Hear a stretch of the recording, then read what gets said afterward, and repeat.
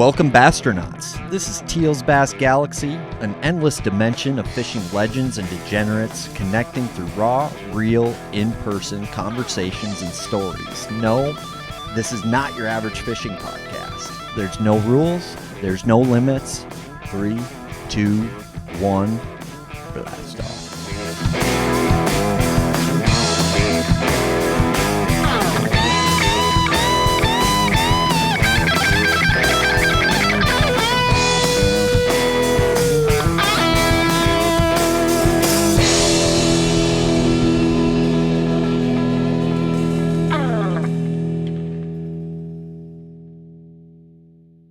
This podcast is intended for mature audiences. Viewer discretion is advised. And subscribe to our YouTube channel. Attention all Bastronauts. This podcast is supported by the Bass Galaxy's title sponsor, Waypoint Angler Supply, the Midwest's new landing pad for hardcore anglers just like you and me. If you're looking for the sneaky goods you can't find anywhere else, look no further. Waypoint Angler Supply has the largest offering of JDM tackle in the Midwest, and they are right here in Minnesota on Lake Minnetonka.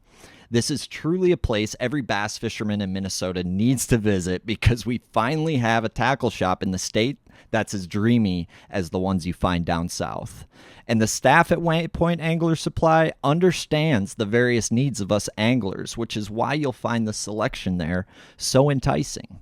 Ross and the folks at Waypoint Angler Supply are passionate about carrying the right stuff, providing an authentic customer experience, and they listen to the anglers. And it doesn't end at JDM baits. They stock all the top U.S. brands, as well as local Minnesota brands like Vocelka Fishing and Customs, Arsenal Fishing, Bait Lab Custom Swim Baits, All Terrain Tackle, Bagley Northland, Outcast Tackle, and more.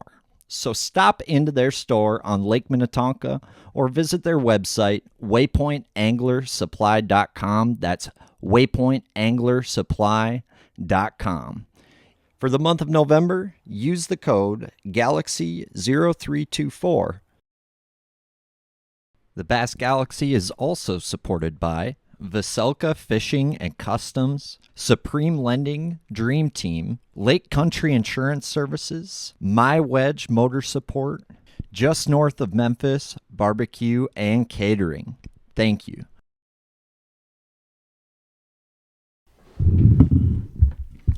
Gill-Daddy. You did it. We did it, somehow. You did it, brother. You did it.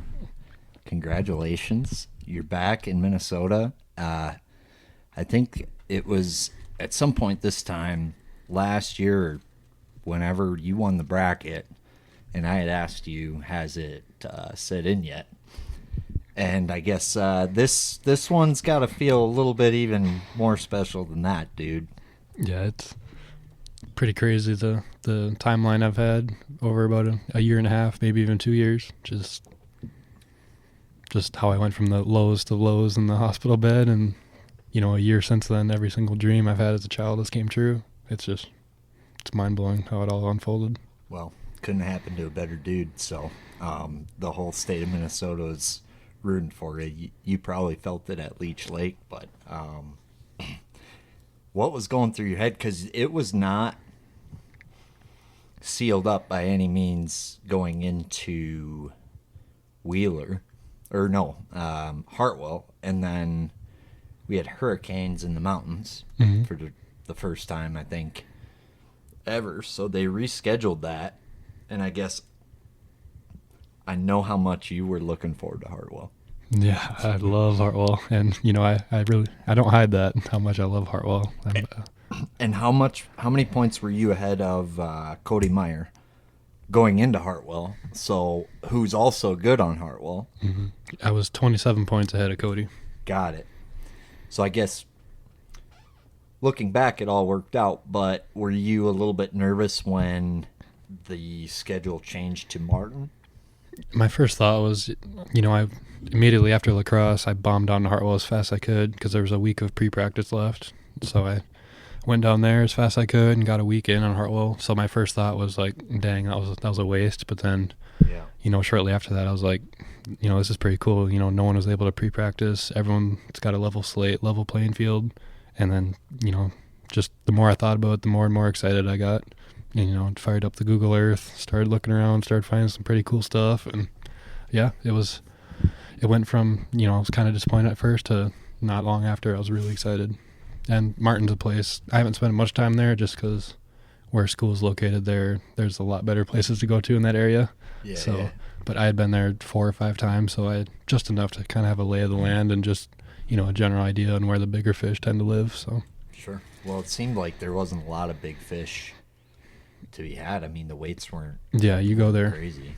Yeah, any time of the year, it's always tough fishing there. So it's, the tough ones are always my favorite. It's the mental game. So I was excited to get there. Yeah, absolutely. And I guess, did that one fish small? Mm-mm. No. I guess the thing about Martin is there's so many scope fish out there that it tends to suck a lot of people in. And I mean, there's schools of 50 to 100 all over out there, but your average bite out there is £1.20 to £1.50. But I was getting just enough bites shallow to lend me to commit to the shallow game, because my average bite shallow in practice was a 2-pounder. So Sure. So it didn't take long going into that tournament. I fully committed shallow, and I wasn't even going to mess with the scope fish. Sure. What was kind of your approach shallow for that one? Because you had a pretty solid finish. You just missed the second day by just a touch. Yeah. Or third day, excuse me. So in the morning, I was fishing docks, and then once the sun got up, there was a bunch of wolfpackers up shallow, and I was catching those with a jig and a wacky worm. But it was just all about covering water and, just hunting them down pretty much. I had 3 core creeks or areas of the lake where the better than average ones were kind of hanging out, so I just rotated those 3 creeks. And Sure. Now, it seems like, I mean, if you talking to a guy up in Minnesota talking about fishing boat docks, it's quite a bit different than, I know, like when I've been to Hartwell fishing boat docks as far as just depth. There's not posts on a lot of these boat docks. You ought to sink shit around them. Mm-hmm. What, I guess, types of boat docks, and there's so many on some of those southern fisheries that it can be a little bit intimidating. So sounds like you found kind of a hot zone with 3 creeks. Was it just kind of rotating different boat docks and wolf packs, just scoping, or did you notice kind of a pattern to that? The best docks I had actually had a stairwell, like actual stairs, like walking down in the water. And Really? they would sit under those stairwells. On every single dock you found with a stairwell would have a little school of them sitting under the stairs. So that was kind of my pattern. It was kind of cool, actually. I mean, you could look under their scope and there'd be 2 to 8 of them per stairwell. Sure. So that was kind of my little pattern within my zone. I was rotating those little stairwells. Sure. Did it have the cables that? Mm-mm. Okay. No, most of these docks actually had posts. A lot of them weren't floating. Cool. So it was kind of interesting. But like you said, a lot of the docks in the south are floating. So Right. But they were on basically the shore side of the dock because usually it's a walkway on a lot of the floating docks. These were literally like stairs. yeah, no, the stairs were on the end of the dock. It really didn't make sense why so many had stairs, but it was a legit stairwell going into the water that the bass would sit on. Interesting. And then you said kind of you approach that a few different ways. You mentioned a jig, a Nika rig, and I forget. Wacky worm. And a wacky rig. I guess you're a guy who's very efficient, and I guess Walls and I were talking about how you're kind of like a good mix between Kevin Van Dam and Aaron Martins, which tells me that you're very methodical, but also can fish extremely fast and extremely efficient, which with a jig, I see that. With a wacky rig, don't see that as much, but obviously, if I was to guess, you'd start with a jig, then a Nico, then a wacky. Exactly. Okay. Yeah. Okay. Yep, it was just like you said, covering a bunch of water, and it was weird. I actually struggled quite a bit in the mornings, and then as soon as that sun came out, and it took about an hour for it to hit the water and kind of warm up the shallows, and you could snap your finger and all of a sudden it'd be happening. They'd just be crawling in the shallows. So I really couldn't figure out the morning deal.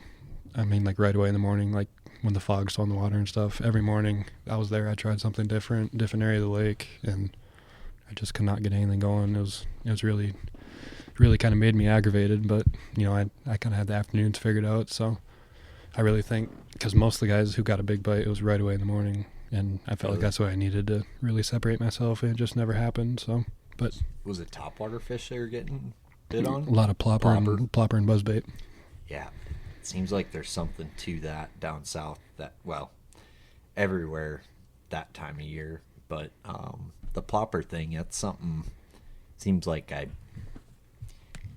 throw it for a while and catch a big one, or throw it for a while and don't catch nothing. Mm-hmm, exactly. It was definitely a deal going down with the topwater. I don't know, just never ran into it.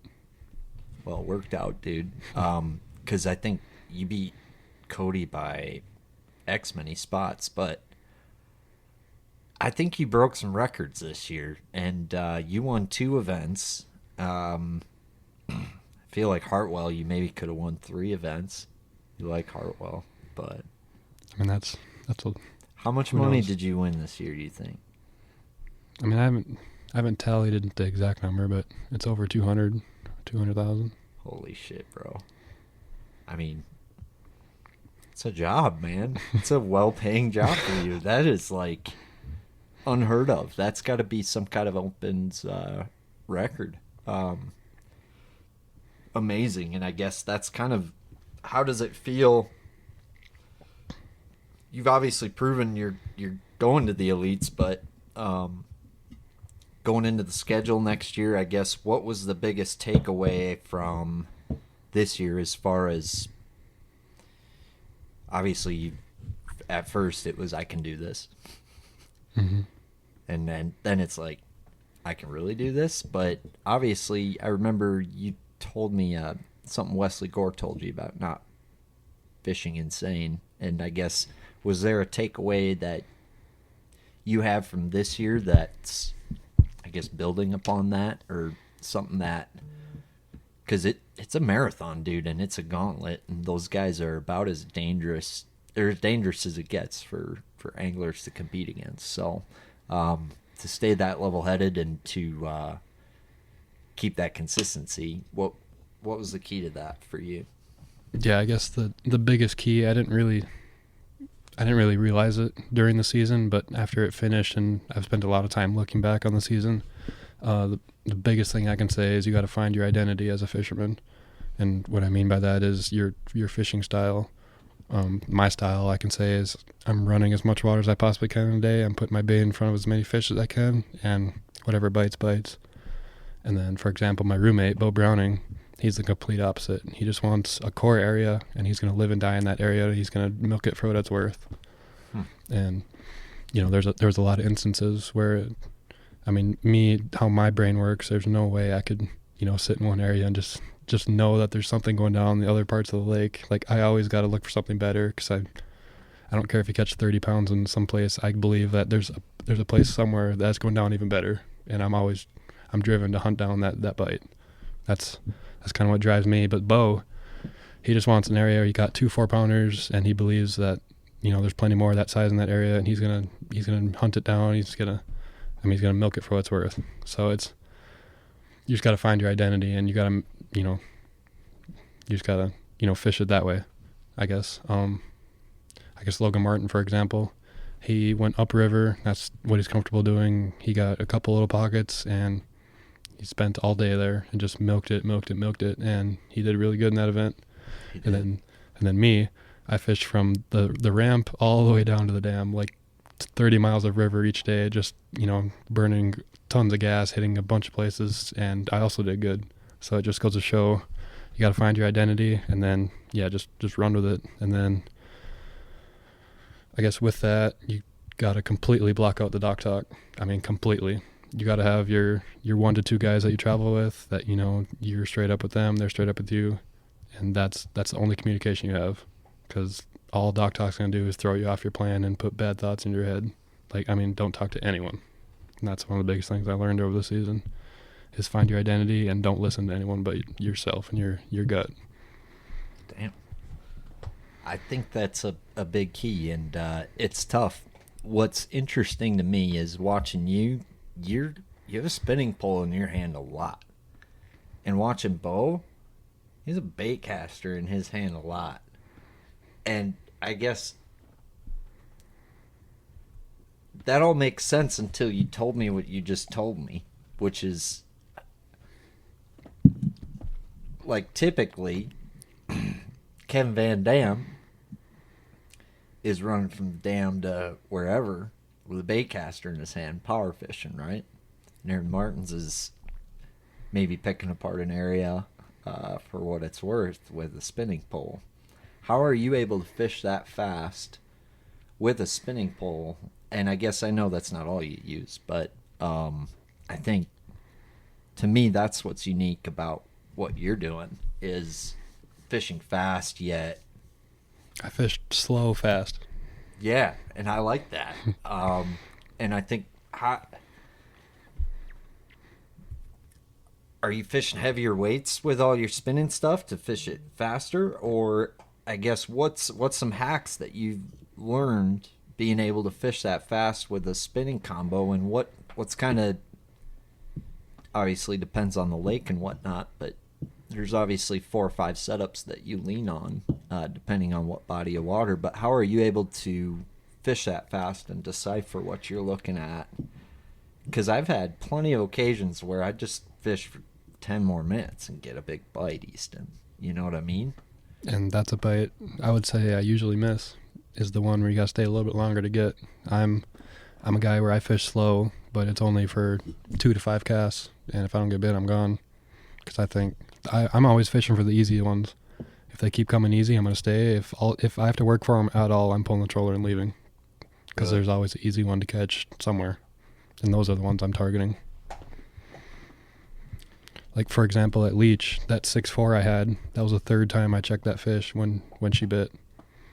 Really? Off the rock she was sitting on. I gave her 1 cast twice, and she come up and look at it, didn't bite. It was 1 cast. She didn't bite, pull the troller, gone. And I saw her in my live scope, and I knew just how big she was. Yeah. If she's not biting, I don't care. I'm gone. So that's what I was going to ask. You kind of answered it. It's you're not gone maybe forever. Oh, no.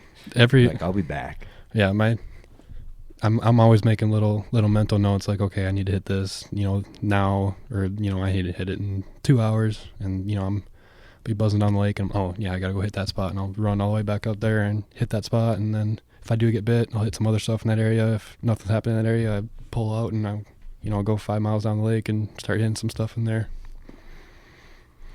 It's crazy, man. How long, what's the shortest you would wait to recheck something? Like, what's a good amount of time? Like, I guess there's a big in there. If there's a big one, I'll check a bunch of stuff in that general region, and before I leave that area, I'll check it again, however long it takes to check everything in that little area. I usually think it takes probably a half hour for a fish to get set back up on whatever it's sitting on, for it to be ready to bite again. But, if I only have a couple of things to check in that area, it might be 15 minutes. I'll go back and try it again, maybe with a different bait or something. Yeah. Did you ever have anybody, like a competitor, where you'd checked it, saw a big fish, left, half hour later, 45 minutes, come back to check it, there's a guy on it, whacks a big one? I've had that plenty of times, but you've probably done that a lot. I guess my kind of mindset is if I throw something at it and it doesn't bite me, it's most likely not going to bite someone else. It's kind of my mindset. Sure. There's no use me staying on that fish if I can't get it to bite. I'm just wasting time. There's plenty of instances I'll throw something at it. I'm always reading how the fish, react to my bait on the forward facing. If it's, if it gets hot on it, it's probably in a feeding mode then. I'll throw another bait in there, but if it just lazily follows up and not really hot on it, then I'm gone. So, like, when we're looking at this creek, are you fishing that whole creek or that whole area, or are you just fishing, like, the 8 best little things. Because I guess there's a different fishing style. You'll see a guy like fish down a creek and fish up the other side. Fish the whole thing. That's not me. That's not me. You already have it picked out where you're fishing in that. That goes back to how I practice. If I get a good bite in a creek, I'm going to find every pebble, every stick, every piece of structure I can possibly find in that creek, and that's what I'm hitting. I'm not going to put the trawler down and just go down the bank and, that's not how I roll. Yeah. What about when you're fishing new water tournament day? Like, I guess, are you scanning it first, or are you panning around on 10 with your scope down the creek finding that zone? Or haven't you had to fish much of new water that way this year?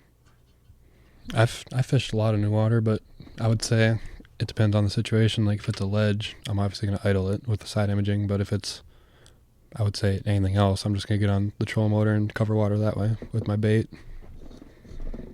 But I did fish a lot of new water in the tournament this year. That's something that I did a lot. Really? Mm-hmm. How much, how much did you have to lean on new water, would you say, versus kind of, because that's the hard thing to do, I think, for people is abandon practice, right? It is a hard thing to do. And I guess the first one that jumps out at me is that 8 3/4 Eufaula. I didn't fish that. I mean, I did fish it the first day of practice, but not since then. And I didn't catch anything off it. It just set up right.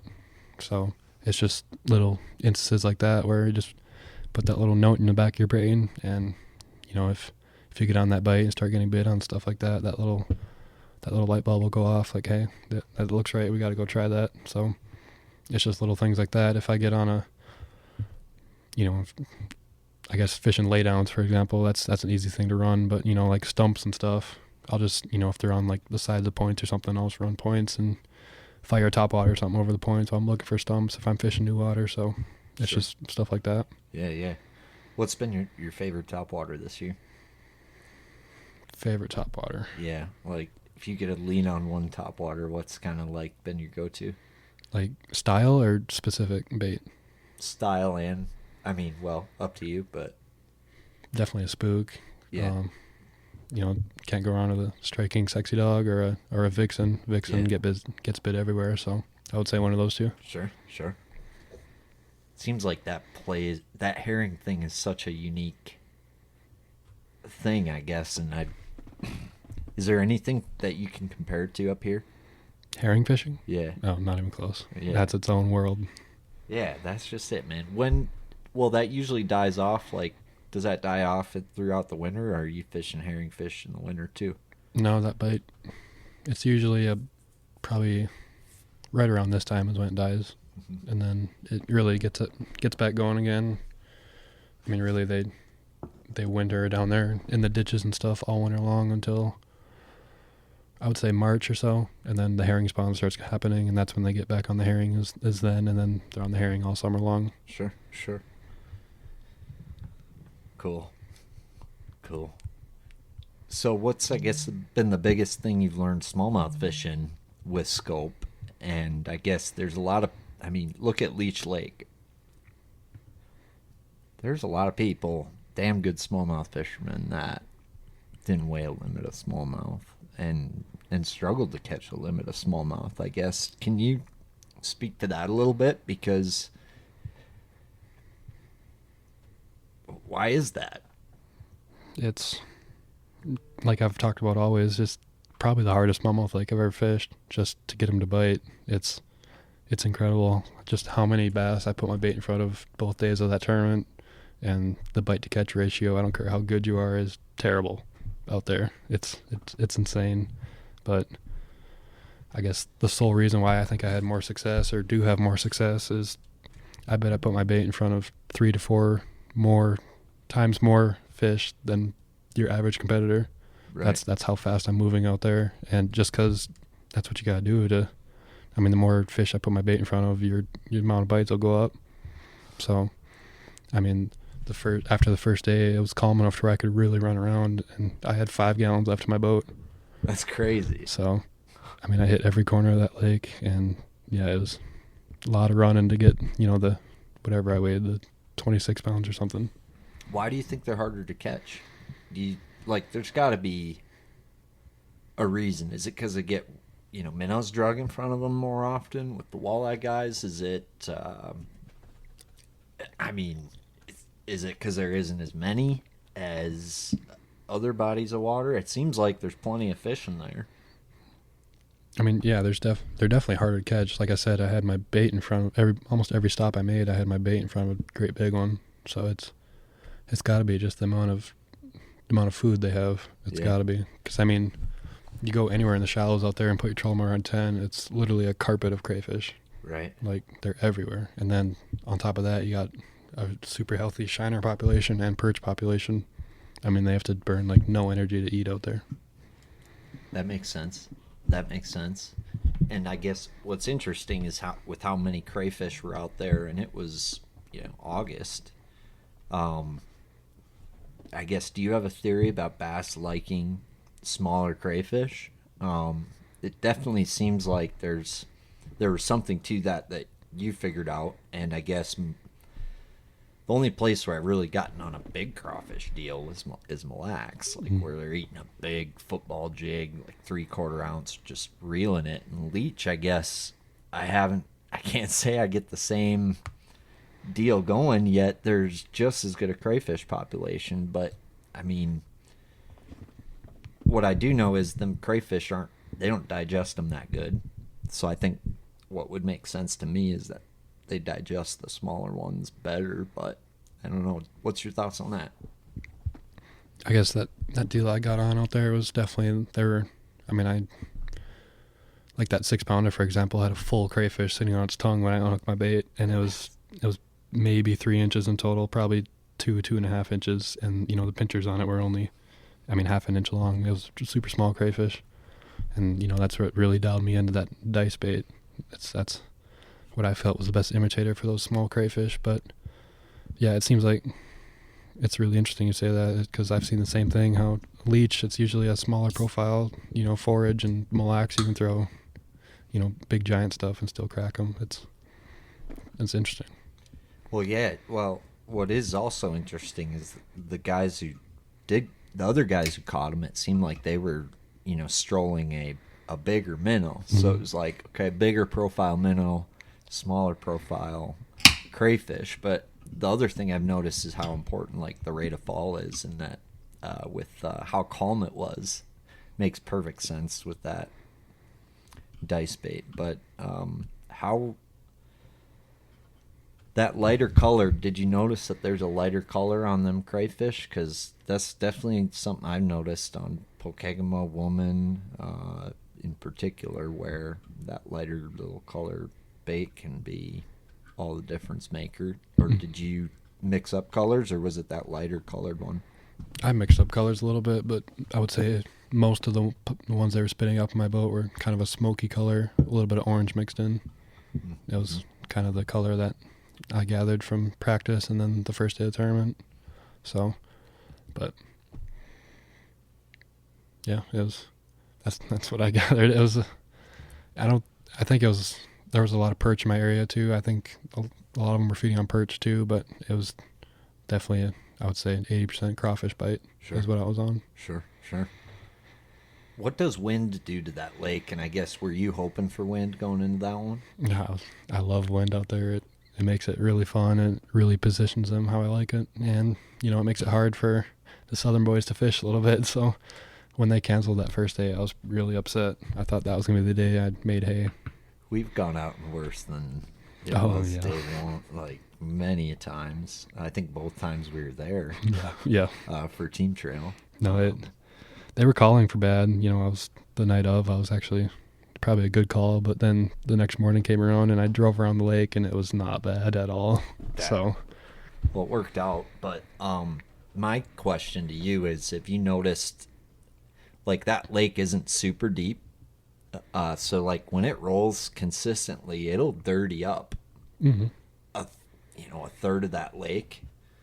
Have you noticed there's a line where you're catching them still, but in the wind, but not like, are you catching them all the way on the windy shore in the dirt, or is it like you got to go out where it's cleaner?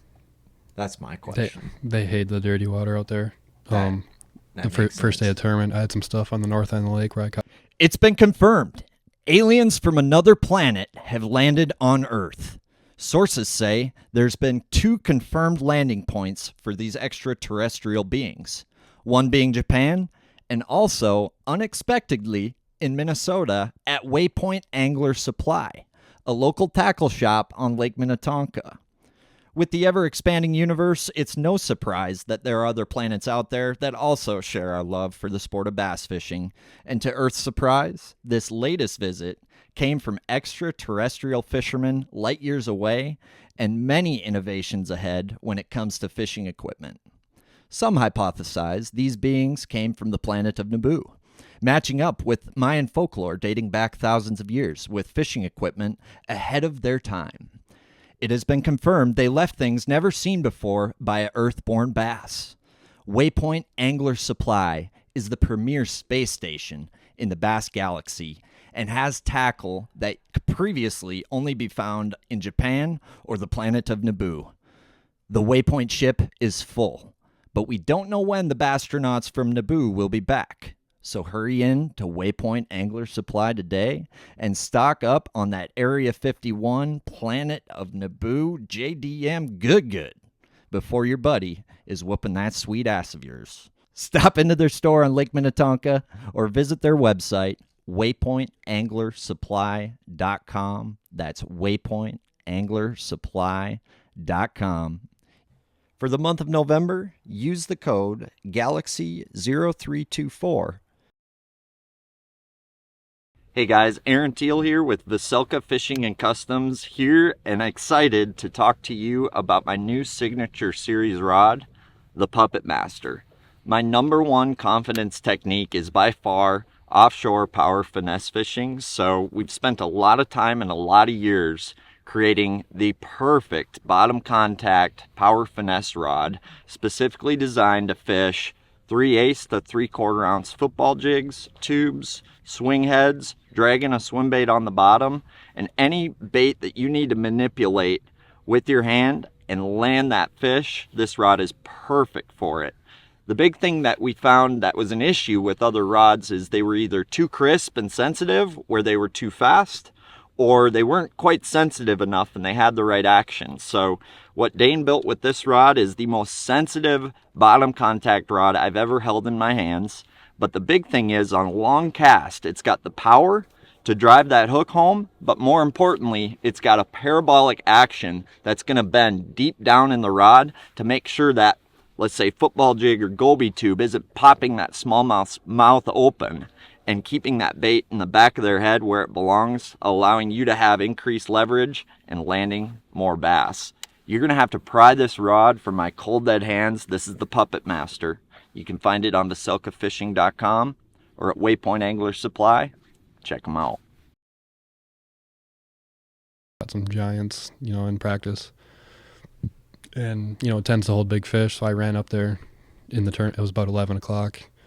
I had 2 small ones still in my bag, and I was, I'm thinking I'm going to go up there and I'm going to grab a couple high 4s. I'm going to have a giant bag, and I got up there and it was muddy, and I checked a couple places. The fish were still there. They just don't act right when it's muddy on that lake. Really? For whatever reason. So, I only checked 3 places or so, and, I saw enough. It wasn't happening, so then I ran all the way back to the other end of the lake. But that's definitely a place where you got to be in the clear water, or else you're really not going to get bit. Makes sense. It makes sense. No further questions, Your Honor. How have you been doing with the fame? Phone's ringing all the time. Like, has it been kind of hard? You're not like the most social dude. I'm getting better at that. I think it's, I'm getting used to it, but no, I'm liking it.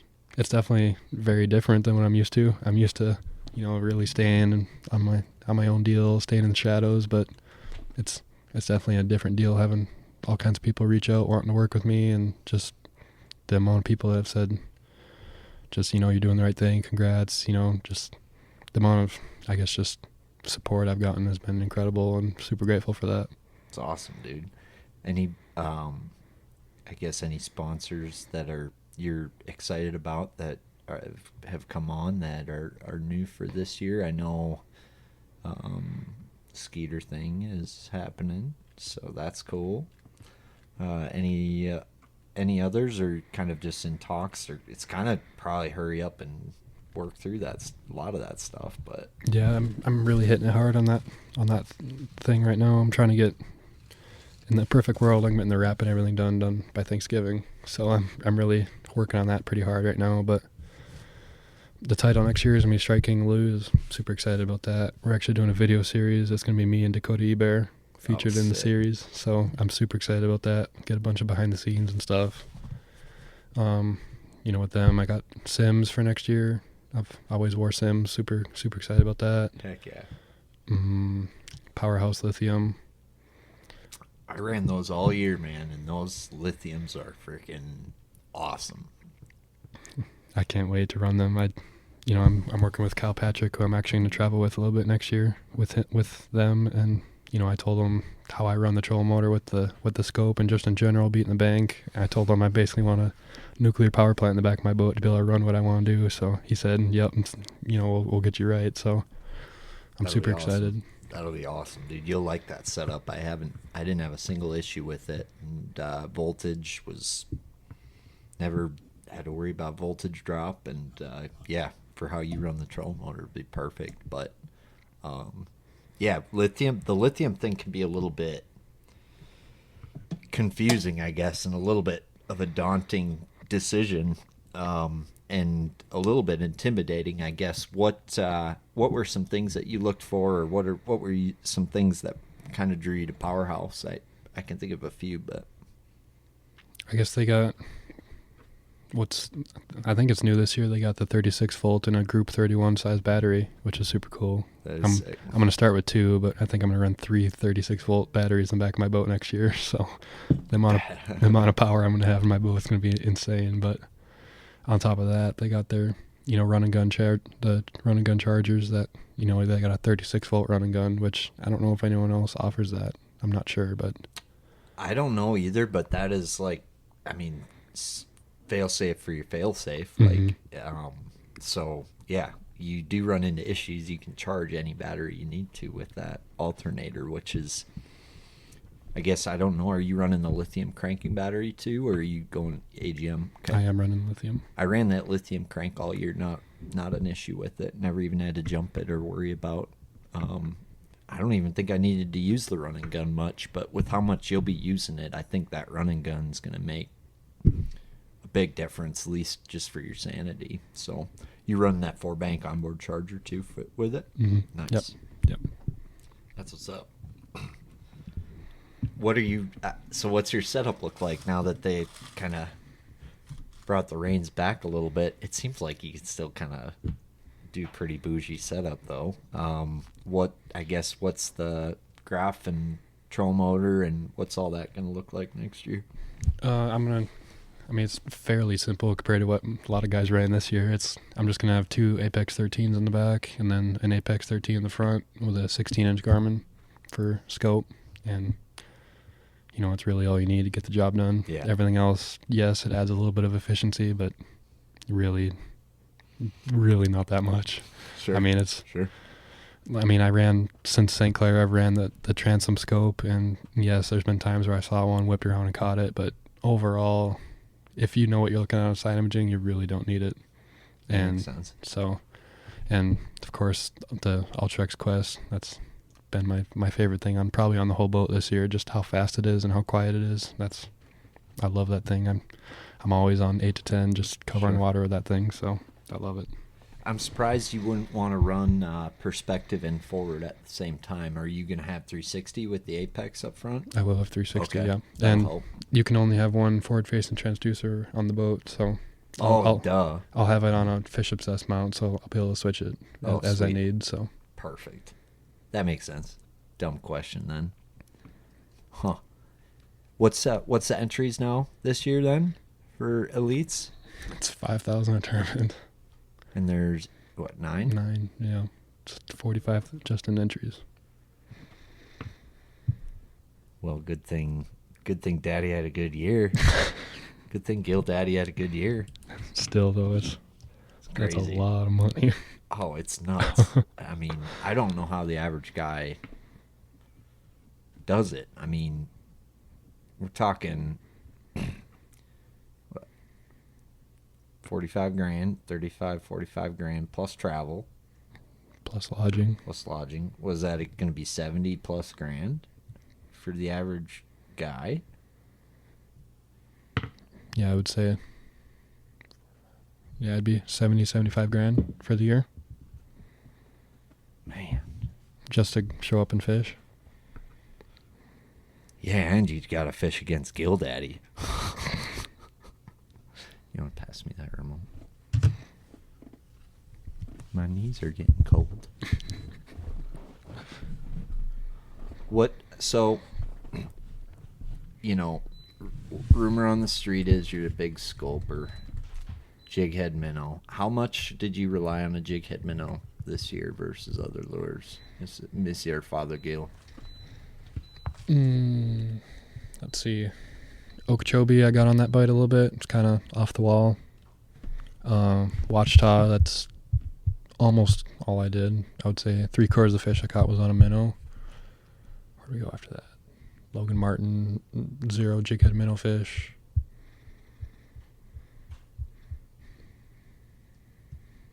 Drawing a blank. Where else do we go? Leech, 0 minnow fish.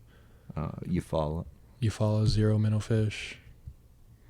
The River, 0. Martin, 0. Santee Cooper, 0. I thought it was going to be a minnow tournament, but they rushed to the bank, so 0. I think I'm missing 1 or 2 events. St. Clair. St. Clair, I should have been a minnow bite. I'm stupid me, missed out on it, but no, not for me. Happens. Yeah. I think that's all of them. So 2 or 3 events was minnow events for me. Let's talk about St. Clair and how Mr. Minnow missed the minnow. How'd you miss the minnow, Mr. Minnow? I mean, I was catching them on minnow imitating baits, just not jig head minnow. I actually got on a kind of a sneaky deal there. It was a riser bait, actually.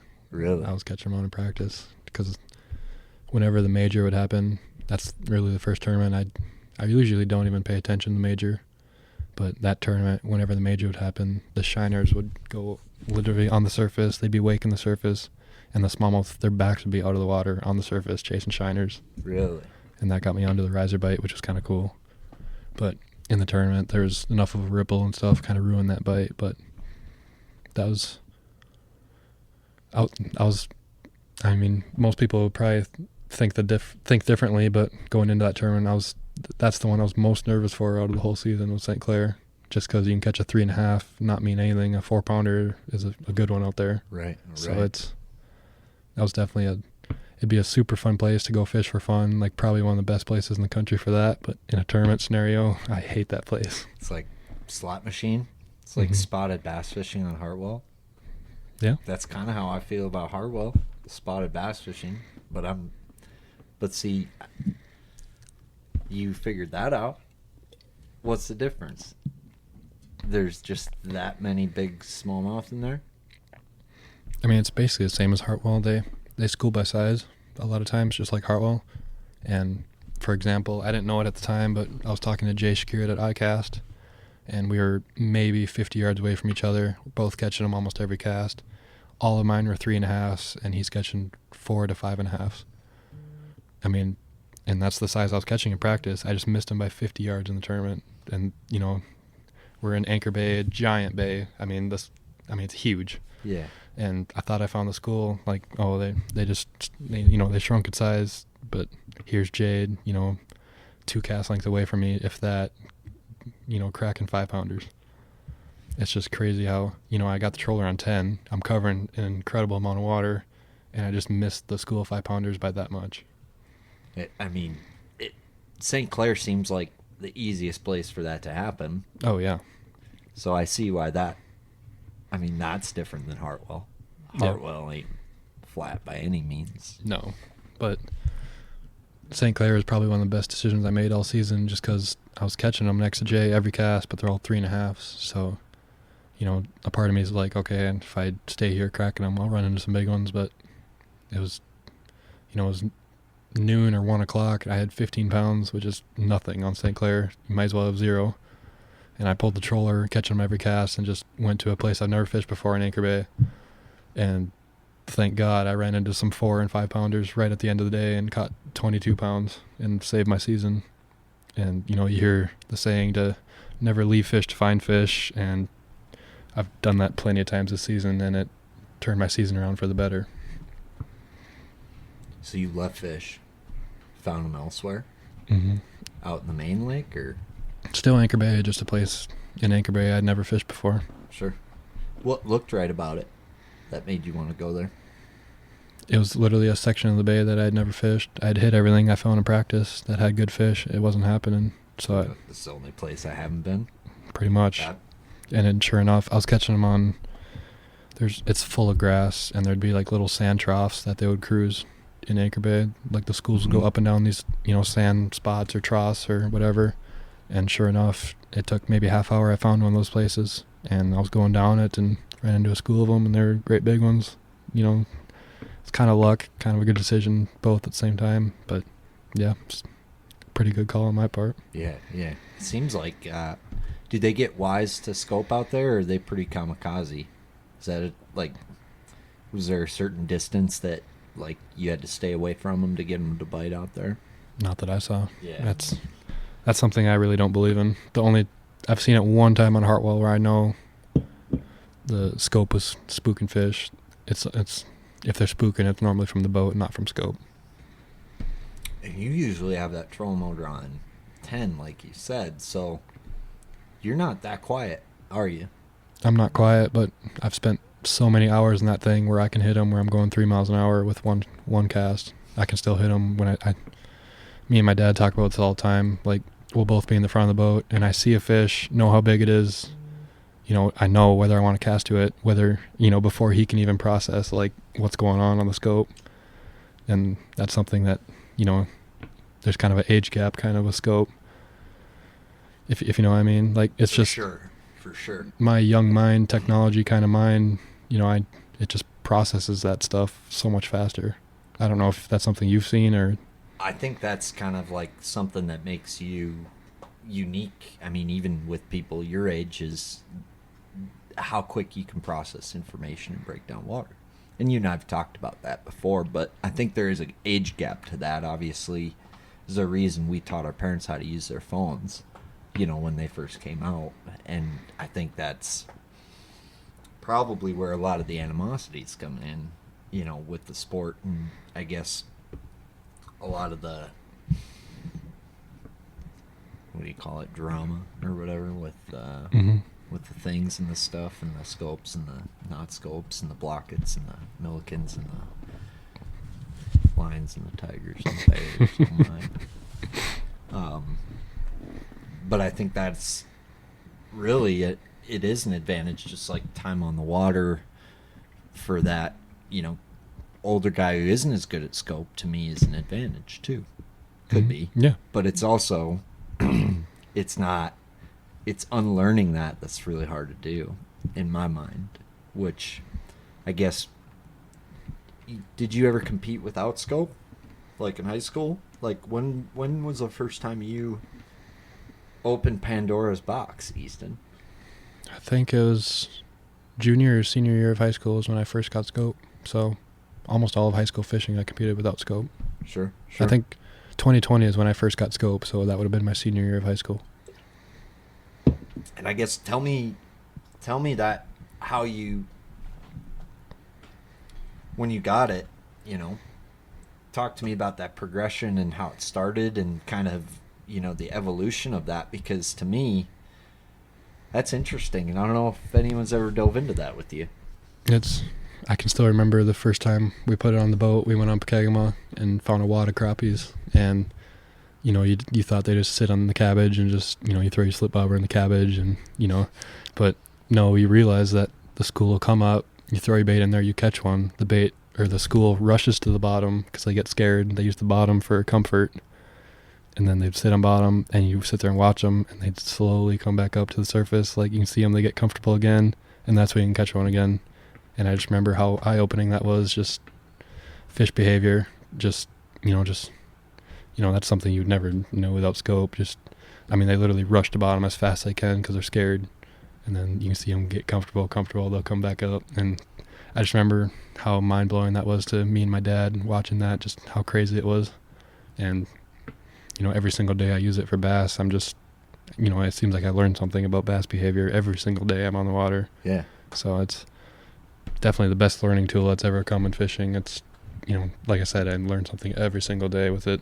Sure. Always learning with it. It's insane. It's a tool, not a crutch, and I guess you've taken that tool so far, dude. What's some stuff? So let's get into fish behavior a little bit. I guess what's some contrary to popular belief stuff you've learned from live scope that I guess you maybe wouldn't have known? It could be this year, it could be just in general, could be a situation where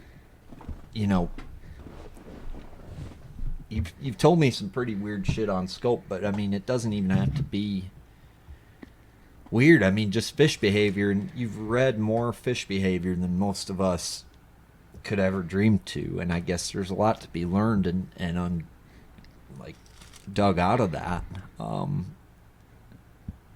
And I think you and I have talked about Drew Gill, understanding that scope and fish behavior, and I guess what's the biggest thing you've learned or misconception about it, fish behavior? What's a little nugget? I guess the biggest misconception is you put that thing in the boat and 20 pounds will jump in every time. Yeah, for sure. I guess for sure.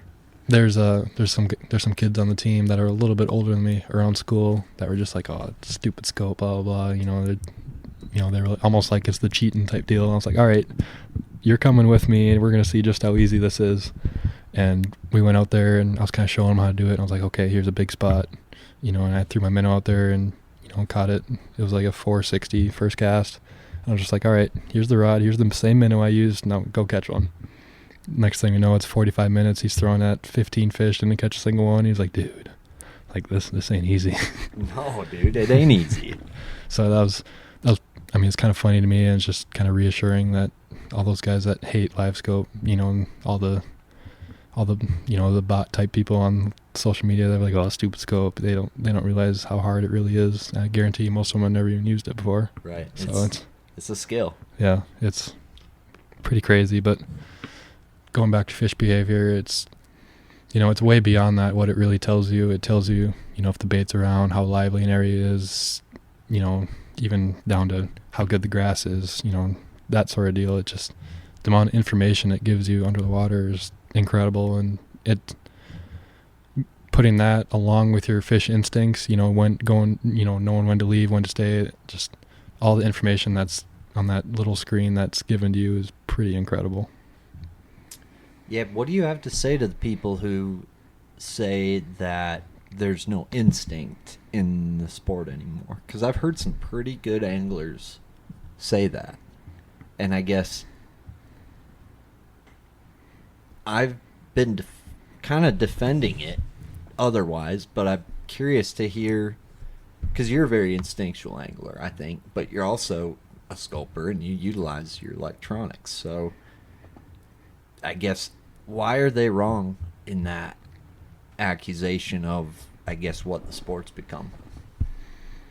I guess I've always really keyed in on not having a weakness in my game. That's something I've been very, I guess, focused on the last couple of years, especially over my college career.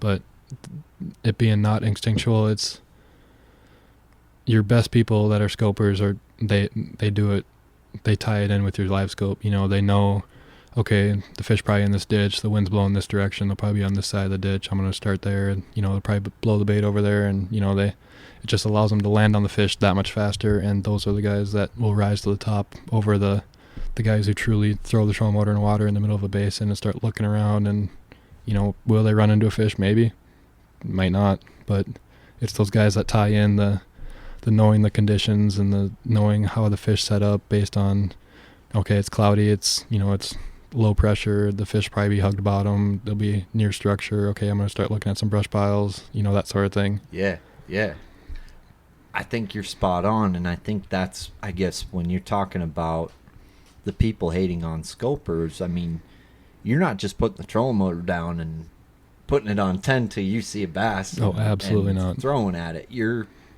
pulling the trolling motor up, starting the big motor, wind's hitting a point, clouds just rolled in, like conditions are right. Watchtow's a prime example of this. The sun would come out and the fish, I mean, you could watch them. They would swim as fast as they can to structure when the sun would pop out.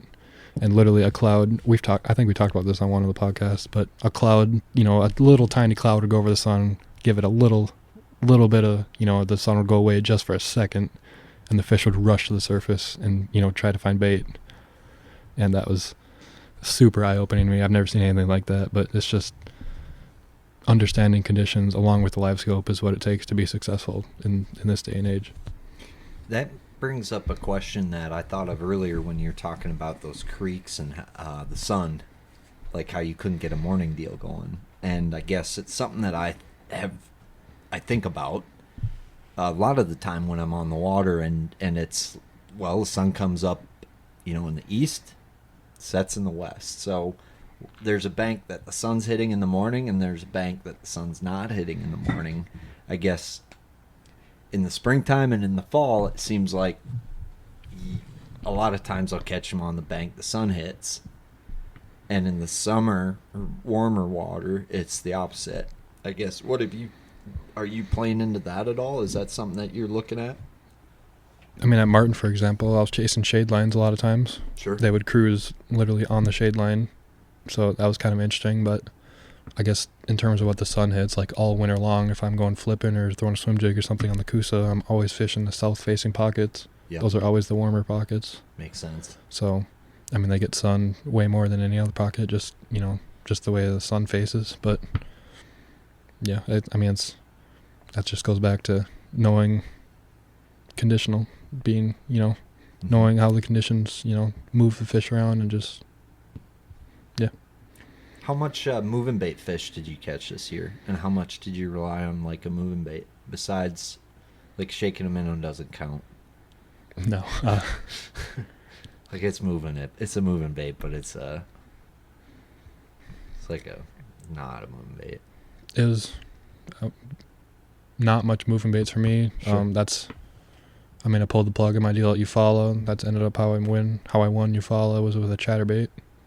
The river was all moving baits, glide bait, and a big swim bait. That's cool. So that was the first tournament all year where I could have took scope off my boat and I still would have done the same thing, like same finish. That was a really fun one for me. That it felt good to basically not ignore, or basically to ignore the scope the whole tournament and just go out and crack them on a big line. Yeah, let's talk about. I don't know if we got to talk about the river much and how, like, you were catching them there, and I guess, yeah, I think you had an okay finish there. What'd you finish at the river? 12th. Yeah. I had a dead fish each day that cost me the top 10. I got you. No scope, and you still got 12th. Take that, scope haters. It's funny you say that. Just right after I finished that tournament, I got so many text messages like, "Oh, you stupid scoper! You can't catch them without those dang screens." It's funny how people say that, but looking at the leaderboard, there's a lot of known scopers. Emil Wagner, he qualified for the elites. He's a very well-known scoper. He finished 13th, I think, right behind me. And there's a couple other ones I can't remember off the top of my head, but that just goes to show it's not strictly scope how you succeed in this day and age. And actually, another thought I've had is there's a couple of year classes right around me that it's in a perfect storm right now. I think they grew up without scope. Now they have scope, and they're able to tie in the instincts with scope, just like I've just talked about. But I truly do think it's going to come full circle. I'm super thankful I grew up without scope just to gain those instincts. I think in the next couple of years, a kid who has scope when he's super young and grows up with it, I think he might lose a lot of those instincts, I think. I'm glad you brought that up. It's something I think that should be talked about, because you got a lot of aspiring anglers that probably have a tough time taking their eyes off that dang thing. Mm-hmm. And there's definitely a fine line when if the wind's, if there's 3 footers blowing over a point, you don't need to be looking around that stupid scope, fire your spinnerbait across that point and hope something tugs on. Like, yeah, you know what I mean? It's going to come full circle. I really think a lot of anglers are going to lose their instincts. Just, they're not going to think about why the fish is there. They're just going to see a fish and throw at it and not think too much of it. Most tournament anglers and guides are not covered fully or properly. Most insurance policies don't cover exposure due to tournaments and guiding. Taking the chance of using the wrong insurance gives the insurance company an out when settling a claim. How will the insurance company know that you're fishing tournaments or guiding? Well, social media is their number one resource. And guess what? They use it. Lake Country Insurance offers one of the only products that can cover both tournament and guiding use in your vessel. Anglers don't seem to hesitate spending $50,000 to $100,000 for a boat. Why risk that large asset, all because you wanted to save a few extra shekels? Are you nuts? Call the folks at Lake Country Insurance today and make sure you have the proper coverage for your boat before the unexpected happens. Call 612-285-3113 today or visit their website, lcisagency.com. That's lcisagency.com. As anglers, we develop special bonds with our equipment. There's something magical when you find that perfect jig rod and reel combo for a technique that elevates your confidence on the water. Whether it's a perfectly balanced, crisp, and sensitive jig rod that gives you the highest level of control over your bait, allows you to feel every grain of sand, every bite, and allows you to drive that hook clean, or a rod with the perfect action and taper that seems to keep your chatterbait, swim bait, or whatever it is in the back of the bass's head where it belongs no matter where you throw it, or a rod that allows you to effortlessly cast a lighter bait you used to cuss at on your old combo. These types of magical bonds are rare to find in a mass-produced sweatshop, which is why Vocelka Fishing and Customs came to existence, with the sole purpose of bringing you closer to your passion by enhancing the bond with you, your rod, and the bass. Confidence is everything in bass fishing, and there's no bigger boner buster than losing a big fish, not feeling like you can present your bait correctly. The list goes on and on. Mr. Vocelka is a full-blown artesian craftsman who can build you the perfect rod, no matter the size or action, custom, exactly the way you want it. He also has a wide variety to choose from right on his website, including fan favorites like the 8-foot hair jig rod, the drop shot rod, swim bait rod, the chatter chicken rod, the MH workhorse, and more. Even ice fishing. You do the whole frozen Swiss cheese thing, the ice fishing. Seen grumpy old men? Well, you can send that jiggle stick back to the antique store because Mr. Vocelka builds custom ice rods in all sizes and actions too. So head on over to his website, vocelkafishing.com. That's VOCELKA fishing.com to enhance your confidence on the water, feel your passion, and catch more bass, baby. So you're thinking full circle as far as like people getting beat by a guy on the bank, or just... I'm just saying the caliber of angler in general. It's going to be a lot harder to be the caliber that is on the Elite Series now, I guess that's what I'm saying. I don't disagree. And I think, well, to your point, we might have peaked. We might be peaking. It's very near, 'cause like I said, it's...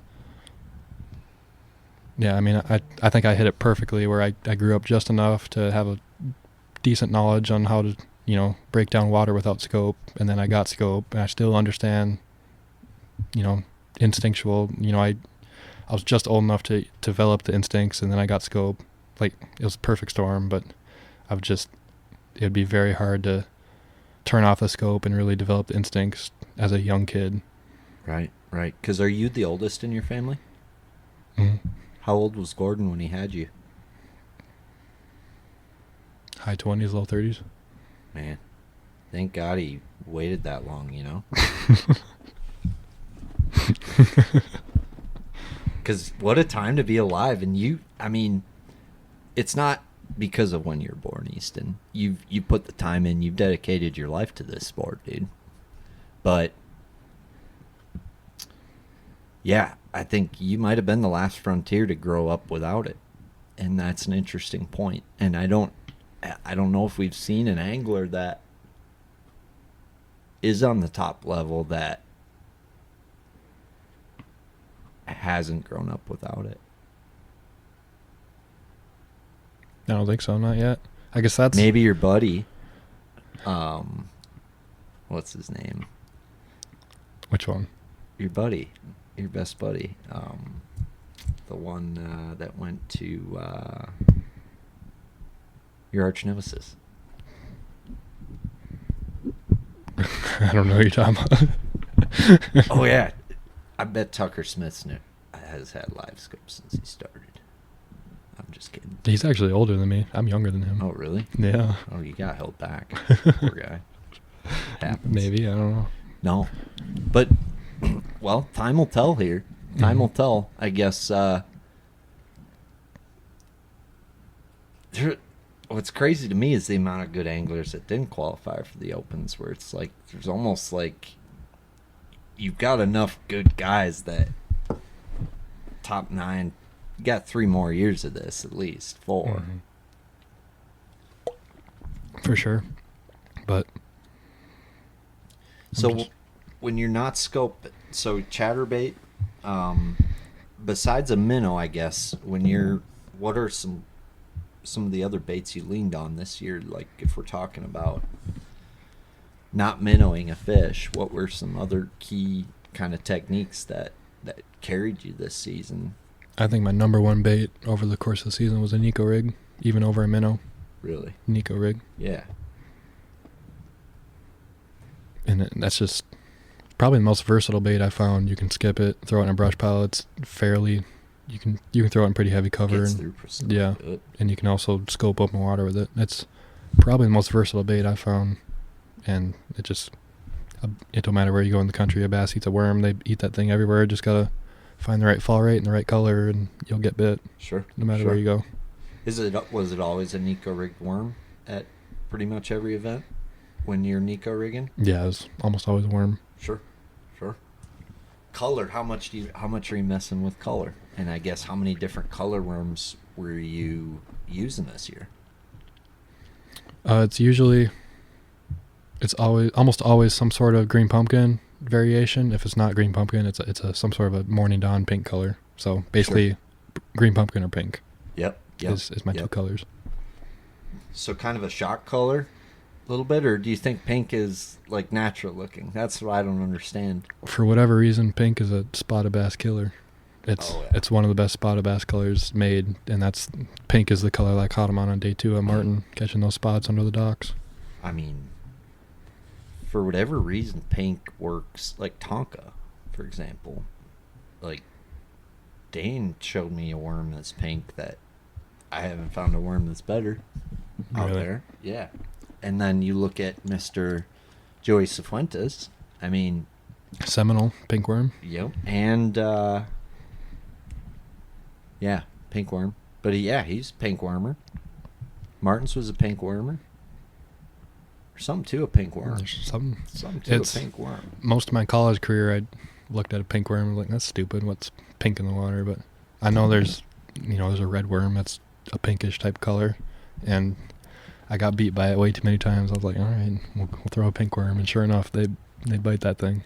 What's up with like the plums and red bugs being so good in the South, and red being like, can you, like, as a northern Minnesota guy, not really, have you found it to be the deal up here, really? There's one worm that's red that my partner Nick showed me. There was a couple years in the local lakes around town there in Rapids where he kicked my butt in that thing. There was definitely something to the color you showed me. So motor oil, biospun, plasma, tailworm? It was kind of like a cola-y red worm. It was bright red, the worm that he was throwing.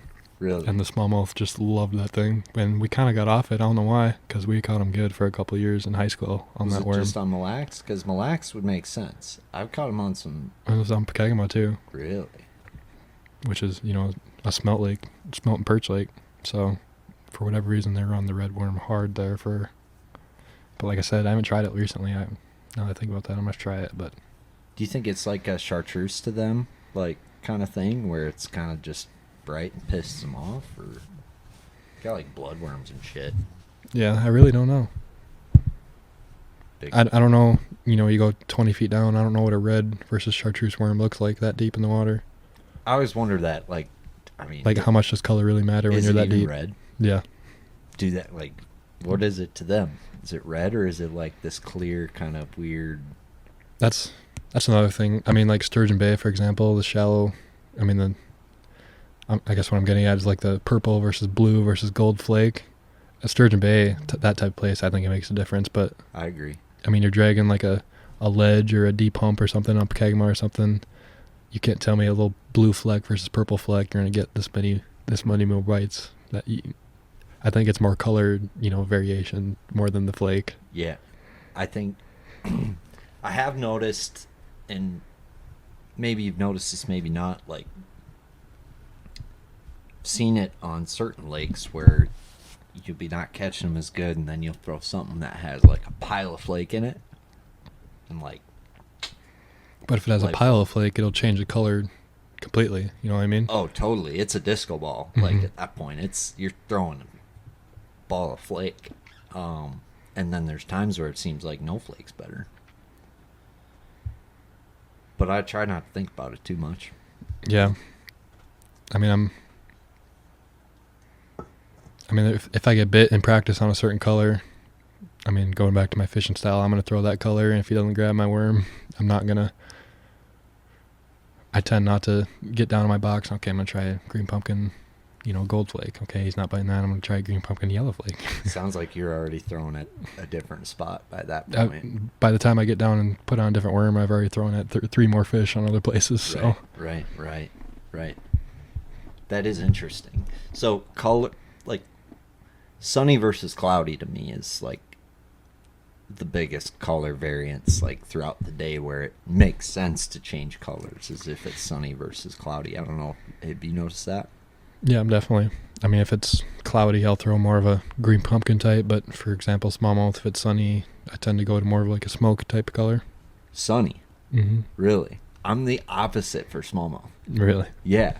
Like cloudy, smoke purple. Sunny, green pumpkin gold. Or green pumpkin, something. Interesting. That is interesting. Like, that is wild to me. Maybe I've been doing it backwards this whole time. That's crazy. I know a lot of people that do it the way I do it. Interesting. It makes sense, because I always thought it was a little backwards, but it makes sense. I mean, to go a little bit further, if it's cloudy, I'm more of a solid type color. If it's sunny, I'd go a little bit more translucent colors. Yep. If I'm up in the column, mm-hmm. off the bottom, that's how I am too. Solid, cloudy, translucent, sunny. If I'm on the bottom, though, I like green pumpkin, sunny, smoke, cloudy. For smallmouth, that's it. Largemouth, same thing, actually. Interesting. Yeah. But I'm probably gonna switch it around and make sure. If anybody would have said that, I probably wouldn't switch it around. But since you said it, goddamn it! Can you imagine if I've been doing it just completely backwards my whole life? I think it's just confidence. You're like, I only throw a spinnerbait when it's calm. That calm. It's the only time to throw it. I don't even pick it up when it's windy. Pick up the spy bait.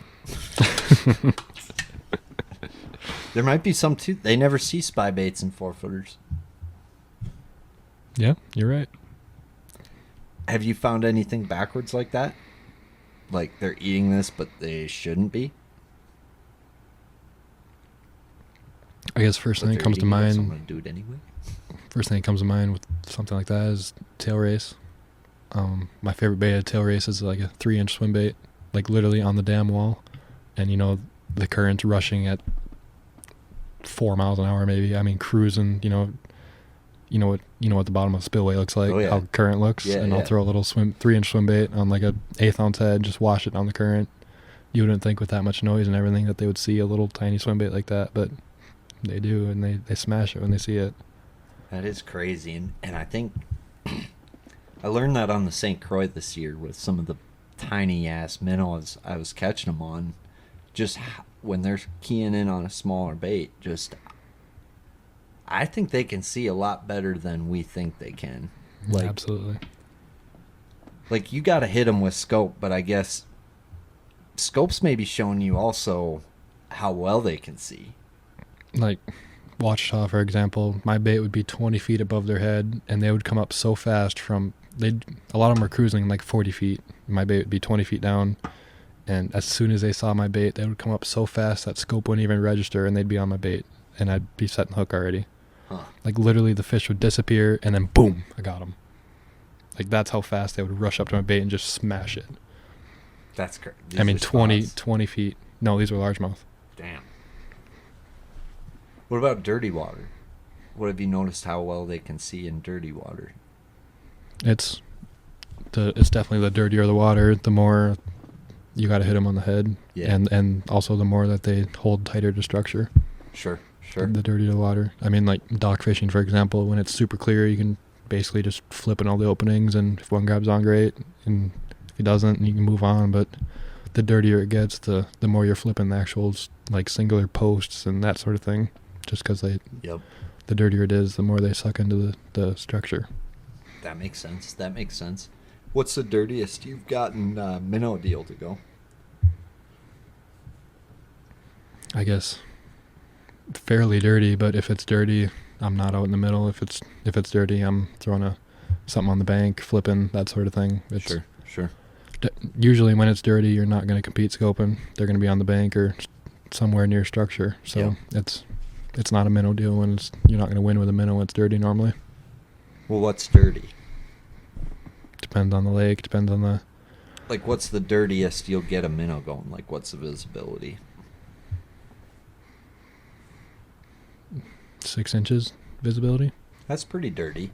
Yeah. I mean... By Minnesota standards. It's all relative, though. Like, Leech Lake, I call dirty, like, 1.5 foot of clarity. Mm-hmm.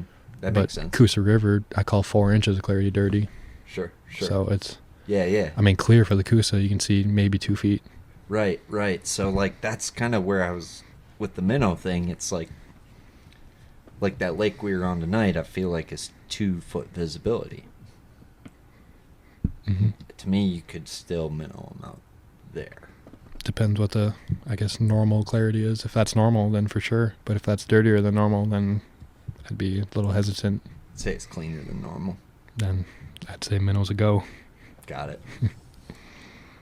Is there a minnow, like, for largemouth on, like, a non-traditional minnow lake that you've gotten, like, a minnow thing to go on?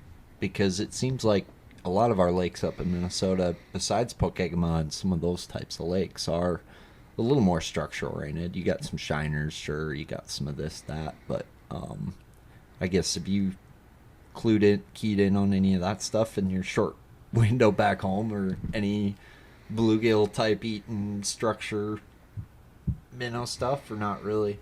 It all has to do with the forage and what forage they're keyed in on at the time. Yep. Like Pokegama, for example, there's smelt and tulibies, but if they're keyed in on the smelt and tulibies, the smallmouth will be floating all over the place. But if they're keyed in on the perch and stuff, it's all going to be grass orientated, that sort of thing. So it's all conditional. Like for Pokegama, we've talked about this. The sun could be out to be on perch, and then snap your finger, they're on smelt, and they're floating all over the place. Just how fast it changes. It's all conditional, and it all depends on what forage is present in the lake. Are you strolling for, like, that perch deal, just close to the bottom? Yeah, around the grass and stuff. For the yeah. And to be honest, usually there's a better presentation for perch eaters than a minnow. More like a tube type bait, that sort of thing. Maybe even a spy bait a little bit, but typically when they're on perch, I'm not throwing a jig head minnow. Sure. What's kind of your go-to then? Like if they're keying in on perch, what are you picking up first? Probably a tube. A tube? Mm-hmm. Lighter head? Lighter head. Yeah. And if they're on grass, I don't think there's a better way to catch them than snapping it out of the grass with a light tube. Yeah. One of my favorites. Mm-hmm. Interesting, like during KVD's prime and whatnot, like hard bait there were so many tournaments won on a crankbait back in the day, and it doesn't seem to happen anymore. Like, why is that? I really don't know. It's got to be the forward facing coming into the scene. A lot more. I mean, it still plays day in and day out on like places like the TVA where they school up big time. That's when the crankbait really shines. But still a rock crawler deal too, like Ozarks. Oh yeah. Like a magic window for it. It still has its time and place, but you definitely can't pick it up and dominate it over the course of a season like you used to be able to. Right. Seems like a jig is still kind of a timeless. The jig will never go away. Timeless piece. It'll always be one of the best baits for bass fishing. Totally, and I think about kind of a rotation of baits with a minnow, a Nika rig, a jig. I mean, what else? I mean, those to me seem like kind of those dominant players for you. Are you leaning on a drop shot as much anymore? That's literally my top 4 baits this year. I don't like they interviewed me at the end of the season after the whole AOY deal and asked me what my top 4 baits were, and that's literally, it was a minnow, a drop shot, an eco, and a jig. That's what I weighed, other than the 2 chatterbait fish you follow. That's what I weighed every fish on almost this year, other than the river too, I guess. We're going to get back to the drop shot because we were on the river, and I want to talk about how you're catching them, without this TV screen in front of you, because people seem to think that all you do is look at a TV screen all day. You're catching them on a glide, a big swim bait, and what was the other thing? Just those 2. That's freaking sweet. Mm-hmm. What big swim bait were you throwing? It was a mag draft. It was a mag draft, and also I caught 2, I think, on the Strike King final copy. Okay. So it's about to drop here in about a month. The final copy. Mm-hmm. You weren't throwing the first copy or the second copy? The final one. They give you the final copy. So what were you keying in on for that? And how many smallmouth did you weigh versus largemouth? And I guess glide baiting, that's something that you weren't doing a lot in competition last we spoke. No, I told you I'd be working on it, and I knew it would shine at some point, and this was one of them. But no, I was just targeting current seams. And it goes back to the Coosa River, how much I learned how to fish current. And there really wasn't much current that week when we were at the river. There hadn't been much rain. But any little current I could find where, the river would swing a little bit and create or it'd get narrower, just create a little bit of current, I could find a seam and I could catch them. So that was one of my favorite bites I've been on recently. It was super fun. Sounds like a blast. And I guess what glide bait were you throwing? And tell me a little bit about where you were putting the boat and kind of, because a glide bait to me can be challenging in current if you're not throwing the right way, if you're not positioned right, if you're not working it right. What's some stuff you picked up there? Yeah, the one I was throwing, I guess it was 2 of them. It was the KGB Chad, not the Spro one, the KGB one, and also a Scottsboro Clyde bait. Those are the 2 I was throwing, and those are actually my 2 favorites right now. Tato a little bit, but mainly those 2. And the biggest thing I learned about current and how to accurately present your bait is you got to think about less movement towards you and more current or more movement going with the current. So when I cast, I'm throwing out a 45 up the current, and I'm letting it wash all the way down past the boat, and it'll be when I go to reel in, it'll be at a 45 down past the boat. You know what I mean? Yep. So I'll position, if there's a little, for like a wing dam, for example, I'll have the wing dam, directly perpendicular in from me, and I'll cast up past where my target, and I'll wash it past, where I think the fish will be sitting, I'll have the fish sitting, directly towards the bank. I'll throw up, wash it past whatever I think they're sitting on, let it go past, and then I'll reel it in.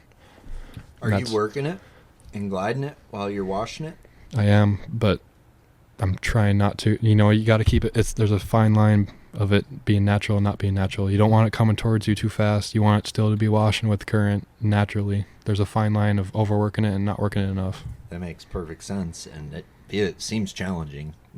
There's a lot of other baits that are very easy compared to that, I would think, to fish. And yeah, the glide bait just has so much draw power that it's a pretty special little bait. But the big swim bait, that's a lot easier bait to throw. You can, once you find the right cadence, you can feel like your rod doing little jerks and stuff. Because the current seam, it's not it's not a wall of current. It varies as you go down in the water column. I learned this on Gunnersville. It's clear enough to where you can see current seams, and you can see 5 feet down the current. It's washing a piece of eelgrass way over here, but on top it looks like the seam's right here. So it's not a deformed, like a defined wall of current. It varies. Yeah. It seems like it's more of a lane. Yeah. Where that current is, it's going this way on one side, this way on the other, and then there's like a window of feet. There's a certain amount of a radius of water movement. Yep. Yeah. Yep, and that's where your swim bait feels funny. Yeah, exactly. Yep. Or your jerk bait, or whatever you're bringing through. But you're reeling the swim bait, and you can feel it washing around, like getting thrown around a little bit in that current, and that's when you know you have the right cast. Your bait's being presented right. So it's you got to put a lot of time in to get confident with it and just know exactly how to wash your bait with the current. That's a bite where if I didn't go to school at the Coosa, because I don't live near the river where right. at least there's current like that, so I wouldn't even come close to that bite. It's a tedious kind of ordeal. Like if you're just running down fishing like you normally would, you miss it. Like you can be 4 feet off. Your boat can be 4 or 5 foot off. Your cast can be inches off, and you can miss the whole deal. And it's incredible how many fish can be on a place, and you get your cast just a little bit. You can wash your bait over a fish, and if it's not presented right, you can go over a school of 50 of them, and they're not going to do a thing. That's the craziest thing about the river, and it makes me wonder, in other scenarios, how much that matters that I'm not thinking about it. Like, have you noticed that with wind on places where you have to throw a certain way or else they won't bite? Mille Lacs. What'd you learn there? Mille Lacs is incredibly wind-driven lake, wind current. I think that's a bite that not a lot of people think about or know about even. And sneaky one. Yeah. You got it definitely. Before you have a tournament on a place that large where a lot of water can get moved, you got to look at what direction the wind's blowing, the days leading up to a tournament. Because I guess Mille Lacs it's a bowl, but a place like Sturgeon Bay or something, it's a lot easier to, I guess, coordinate where the water will be blown into, and with that, where the current will be and how it'll be flowing. You think so? Mm-hmm. Why is that? I mean, at Sturgeon Bay, there's a couple. I mean, if the wind blows off the big lake into a little bay, the water is going to get pushed into that bay, and then the next day if it's calm, the water's obviously got to come out, so the water will be rushing out of that bay. You can predict what the current will be doing. Mille Lacs is a lot harder to do that. It's a bowl, so it's a lot harder to predict. And the current swirls a little bit more. It's just you gotta kind of play with it a little bit more. But for sure, it seems like you've maybe noticed on the reefs. I think the reefs are a good telltale, actually, for current on that lake, with how eroded one side of the reef is versus the other. And I think it's just crazy to me. That's how I figured it out, was on a windy day and figuring out this side of the reef is steep, this side of the reef isn't. Mm-hmm. Why is that? And then seeing my line move from the sheer force of that Ojibwe beast. I mean, And that's like when the magic light bulb came off. It's just like a river, right? Where you're 45 and down and beating right into the spot. But it's way harder to hack, I think. Way harder than a river. And to do it consistently is, almost impossible. Totally. And the moment I think I have it figured out, I'm relaxed. Yep. Be like, hold my beer, and then be like, you got that beer still? Yeah. Yep. Hey guys, Gaff with Waypoint English Supply here. Just wanted to highlight the fact that we have the big bass resource right here. Obviously, everybody in Minnesota knows about Kitex and the littler swim baits like these bait labs here. But we're here to have the big baits here in the store. We got Huddlestons, we've got the dangerous swim baits, the jointed claw glide baits, and the bull shooter glide baits. But it's not only the baits. We've got big rods, big reels, big line, and all that good stuff for you guys to go ahead and chase your biggest fish of your life. So swing on into Waypoint English Supply and get hooked up with the biggest tackle around. Do you trailer your big outboard? Then you need the MyWedge motor support. MyWedge keeps even the heaviest motors safe and secure on the trailer. And talk about easy. Up with the motor, on with the MyWedge, back down, ready to roll. And MyWedge is built to last. It won't rot, it won't split, it won't fail. Guaranteed.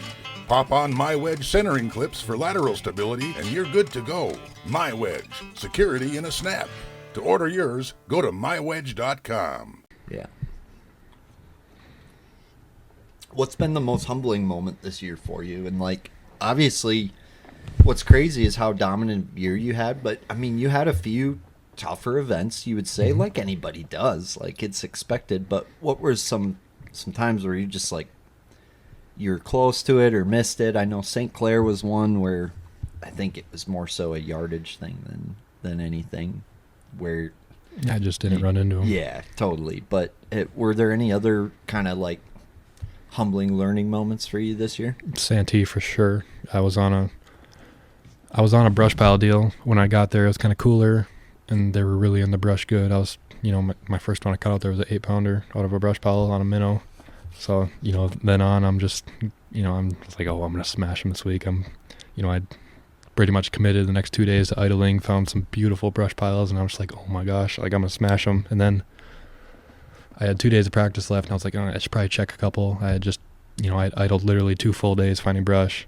So I got up on it must have been the third or fourth day of practice it was, and ran through some of my prettiest looking brush piles I found, and I didn't get a bite, didn't see one, nothing. And I was like, oh crap.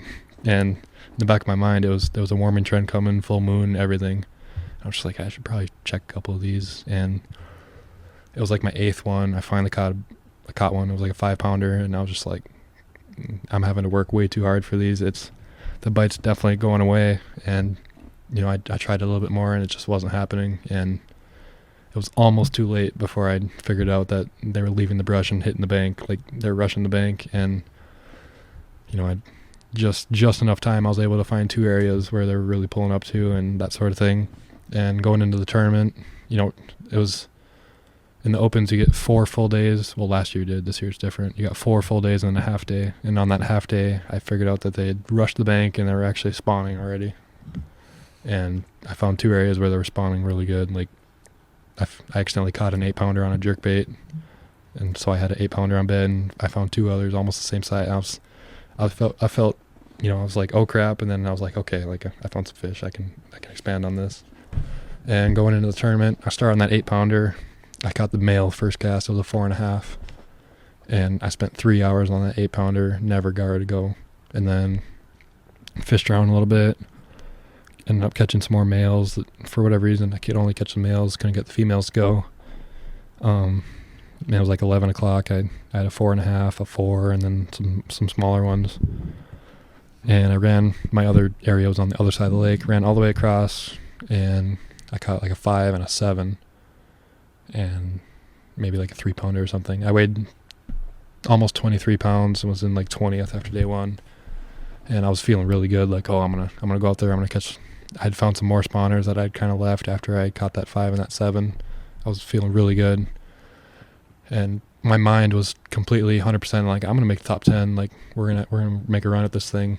And went out there, just going straight to the big ones, and it just was not working out. And by the time I pulled the plug, it was too late. I didn't have time to go out and, scrap up a limit to get the points. And my learning experience in that tournament was, it's a points game. You got to think about the points before you think about a win or even a top 10. And that was in the opens. I'm always one to fish for the win, but in the opens, you got to think about points before fishing for the win. You got to have a limit hole. Like, okay, like I got some points now. Okay, let's go try to make something happen. You got to have like a safety net limit. Yep. Before you go try to. And that was my learning experience of the year, was like have a decent limit to get your points before you even think about a top 10 or even a win. Yeah, sure. And that makes sense. But you hear, you've heard guys like Polnick, say the other opposite, for how long. So is that kind of why you weren't looking for that? Is kind of just that mentality of looking for winning fish and only fishing for those? I guess it was a combination of that, and also that was the only day where when I woke up that morning, I knew exactly what I was going to do that day. And that's really what burned me. Was you don't like that? No, that's not. Yeah. That's not how to do well in a tournament. I knew exactly, okay, I'm going to go here. If he doesn't bite, I'm going to go there. And that's not how you do well. At least not how I do well. That's not my identity. Well, let's look into how you do well then. And like so I think a lot of people's tournaments look like what you just said. I'm going to do this. I agree. Then I'm going to check a little bit of that. Then if that don't work, I'm going to do a little bit of that. My best tournaments, I have no clue where I'm going to start even when I take off. You have a couple ideas. I have ideas, but I let it all come to me on the fly. Like when I take off in the morning, go through takeoff line, I have no clue where I'm going to start. And those are always my best tournaments. How do you get yourself to forget where you want to start? Because obviously in practice you find some shit, and there is some shit that looks like you want to start on it. Don't tell me there isn't, Easton. Oh, there always is. Right. So how do you block that out? And how do you... I think that's a big struggle for me, for a lot of people, is how do you block that out when you're taking off with the boat? You've just been burned too many times by it? Or is it just... To me, the only way not to do that is because it's burned you that many times. Like, I'm not going to do that anymore. I guess I've just forced myself... I guess over the last 2 years, I've forced myself to have that open of a mind. Like, if I catch an 8-pounder here in practice, great. I'll keep that in the back of my mind, but I'm not forming my whole tournament around that bite. Yeah. Like it's... Yep. You gotta take everything you find in practice with a grain of salt, is what I've learned. Like, sure, they were there yesterday. It don't mean they're there today. Right. Like, you gotta take every single day. Like, Leech Lake, for example, I caught almost 27 pounds day one.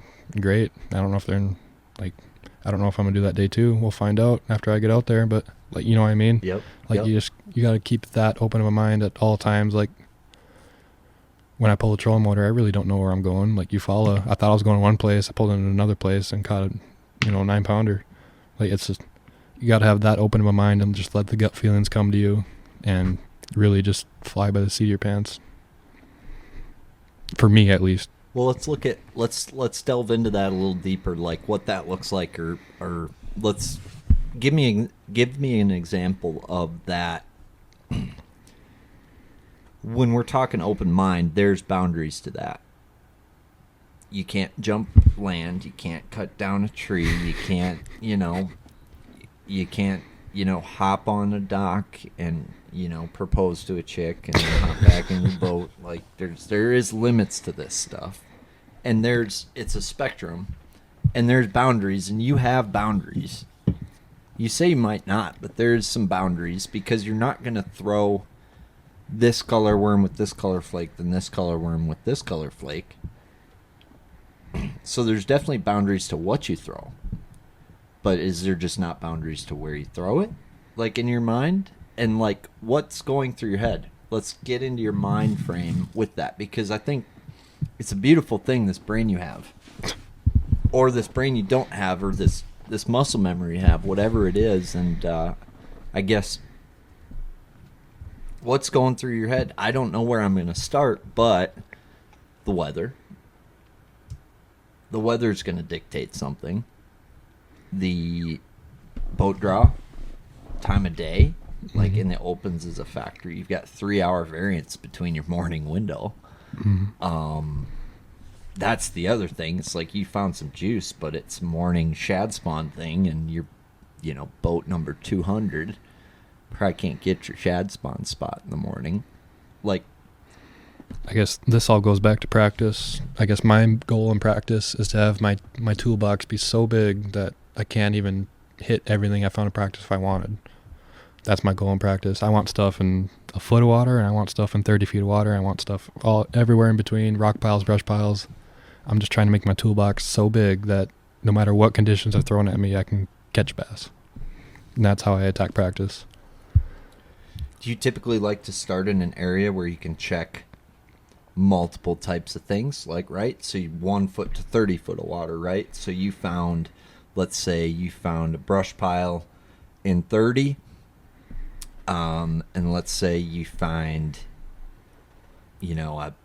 some sand or clay that when the sun gets up, they go cruise it. And then let's say you got a stump off this point and a shell bed. Are you typically going to start in a more target-rich environment to help you?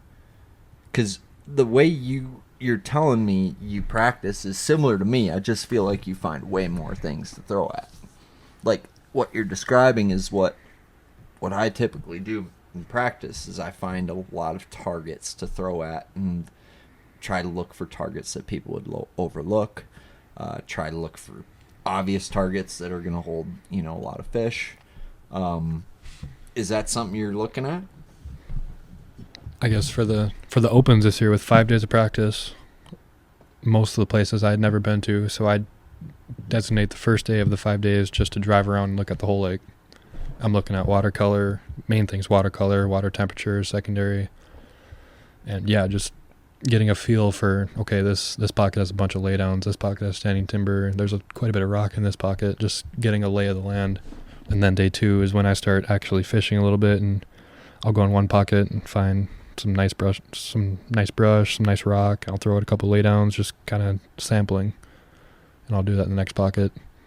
And, if I catch a 4-pounder, that's when I, okay, there's some good fish in this pocket. And that's when I go in and I find literally everything in that pocket. And that's when I'll go to the next pocket. Okay, this brush pile sets up kind of the same. There might be a fish there. Okay, if there is, I'm doing the same thing in that pocket. That's kind of how I roll. And I say that I catch a fish out of a 20-foot brush pile. I see a laydown on the bank. Like, I'm marking it. Like, I never get zoned in on something. I'm always like, a good piece of structure is gonna hold a bass at some point, and I'm never zoned in on something as much as it's, I always have an open mind no matter how good of a pattern I think I'm on in practice.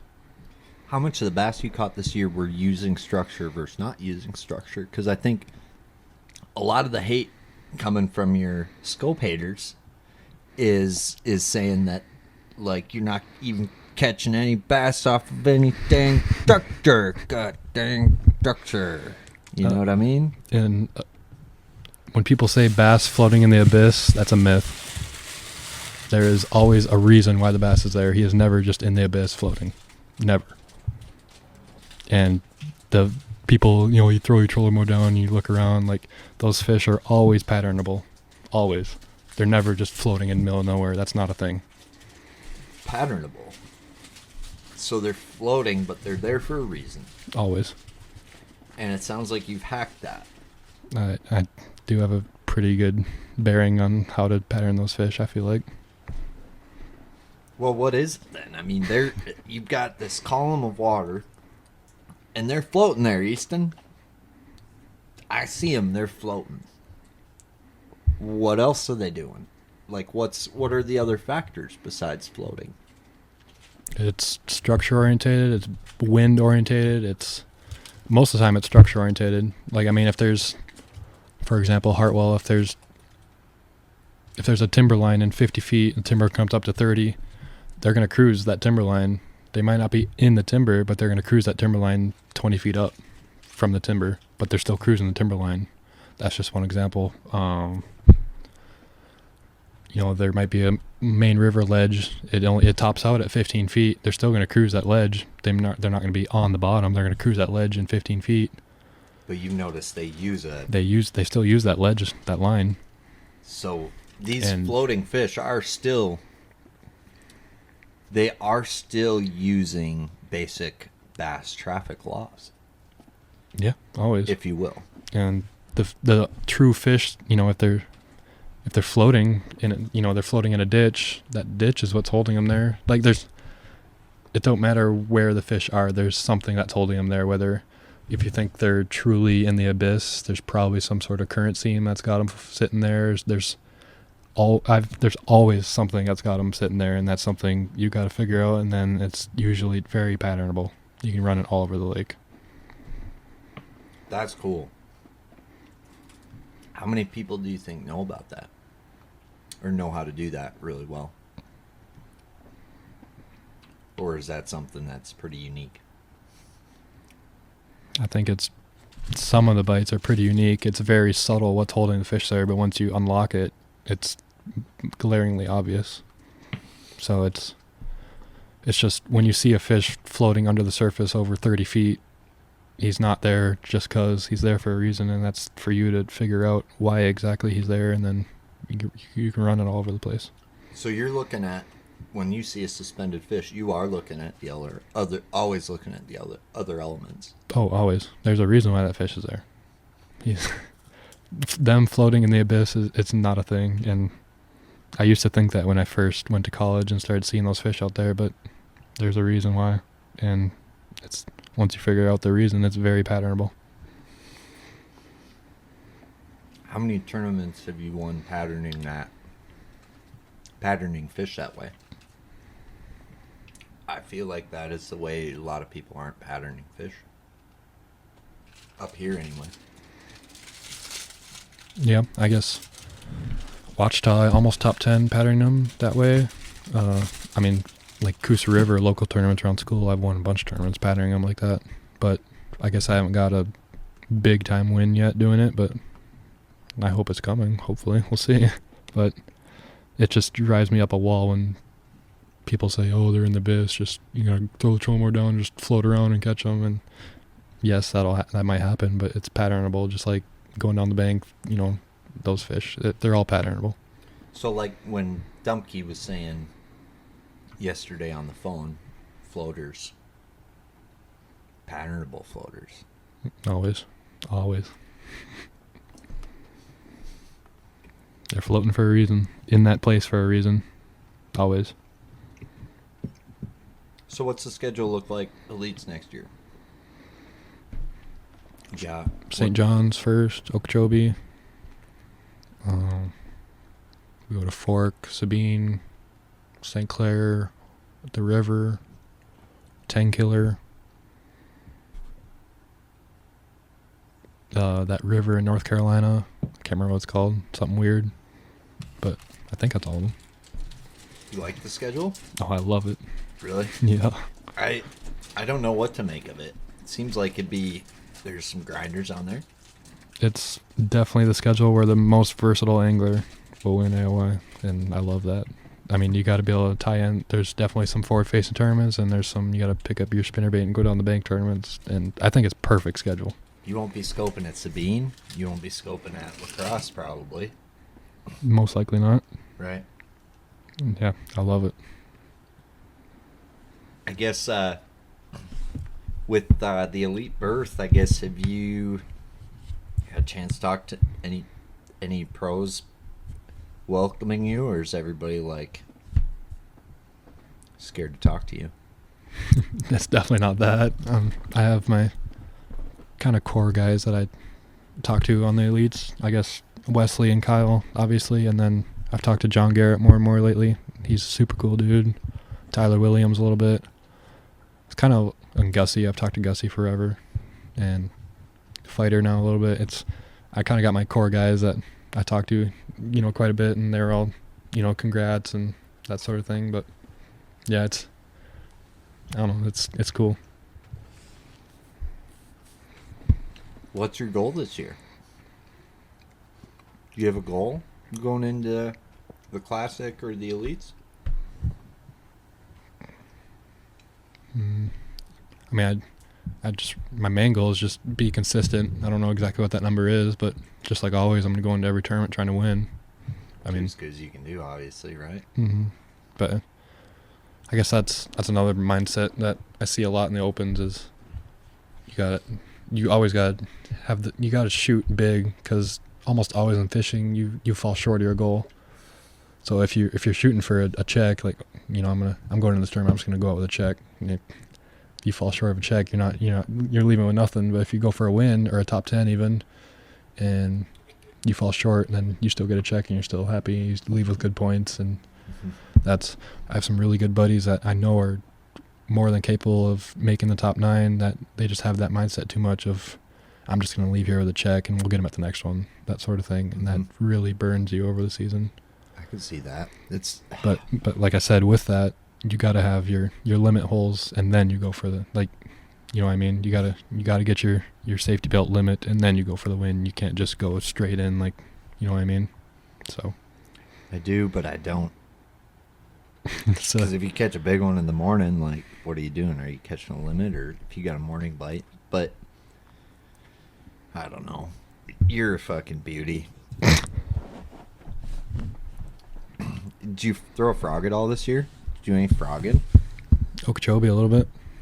It was actually a really good frog bite in practice. I guess not just frog, topwater in general, but then a cold front kind of knocked him back, and ended up kind of figuring out how to catch him with the cold front, and really didn't go back to it in the tournament. But have you fished St. John's before? Haven't. I feel like that is a challenging yet kind of like up your alley fishery. I'm excited. It's between that, well, I guess the one I'm most excited for on the whole schedule is Sabine. I cannot wait for Sabine. Really? Yeah. Why? It's a grinder. It's one where a lot of people will be checked out before the tournament even starts, just mentally. You know, it's small fish. A 3-pounder is a big one, and those are just the tournaments that I love and I tend to thrive in. So just the mentally trying ones is the ones I love. Don't you have to run like 1 billion miles? Brock Mosley won it right next to the ramp. That's right. That's right. There's definitely some, sections of river. There's a section by the ramp, and then I'm not even sure what sections, but there's definitely zones in the river that play normally. Have you fished it before? Mm-mm. Cool. That's surprising to hear that's the one you're most excited about. Yeah, that's just the type of tournament that I love. They're going to St. Clair? Mm-hmm. What other smallmouth ones? That's it. That's in the river, if you want to call them. That smallmouth. I see. 10 killer, maybe. 10 killer is a lot smallmouth, but Really? It's southern smallmouth. Not Don't they have to be 18 inches? Or is that? probably. Probably. What's the biggest difference you've noticed with southern smallmouth versus northern smallmouth? They're not the same. They're not the same. I want to basically tie them in with largemouth, but they are a little bit different still. They're not even close to the same, but I don't know. They're different. They're not, you can't just tie on a hair jig and start going down the bank on, the little sand flats and start catching them. They don't act like that. So Right. It's like they're different. I feel like southern smallmouth act more like them out west smallmouth. Like, and Montana smallmouth and Idaho smallmouth. Like, I feel like the lakes, their reservoirs, the topography is similar, and I guess, yeah, it's just a matter of, they're probably more Pokegama-like than, minus the probably different, like, they're probably one mood of Pokegama sometimes. Yeah. Yeah. Like, very very pelagic, it seems like. At times, yeah. Yeah, it's... What's some southern lakes you cracked them good? Kentucky, obviously, but what's some other good, like, smallmouth southern fisheries you've gotten on that's... Pickwick. Pickwick's really good smallmouth, but I guess other than that, I haven't really cracked them anywhere. Kentucky, in the last 3 years, has exploded for smallmouth. It's insane. That's crazy. Mm-hmm. That's on the open schedule this year. What time of year? March. Okay. So it'll be a mix of pre-spawn and spawn. They'll smash them in that tournament. It'll be fun to watch. Are you planning on fishing any of the opens? I read somewhere that EQs can only do or elites can only do the EQs. So that's the last 3 in the season, and they can't do the divisions. But I can't find that article. But if I can, I'm gonna do. I mean, gotta do Leech, and then Sam Rayburn's a lake I've always wanted to go to. It's kind of my bucket list lake. So I'd probably Never been. So that one seems so hard. Seems hard. It's. I guess how I look at it is there's a lot of ditch fishing, which Hartwell, and then there's brush piles. I love brush piles, and I don't know. It seems like a mix of a bunch of different lakes I like all in one. So I'd be really curious to go there and see how it sets up. Are bass still using brush piles like they used to with scope? Oh yeah. Yeah. Oh yeah. Still a deal? Still a deal. They'll never not use a brush pile. Just people are finding them and throwing at them more? Mm-hmm. Yeah, You just have to fish more brush piles than you used to? Yeah, I would say. I mean, bass in general are getting smarter, I think. At least overall they're getting smarter, I would say. You just got to stay ahead of the game, I guess.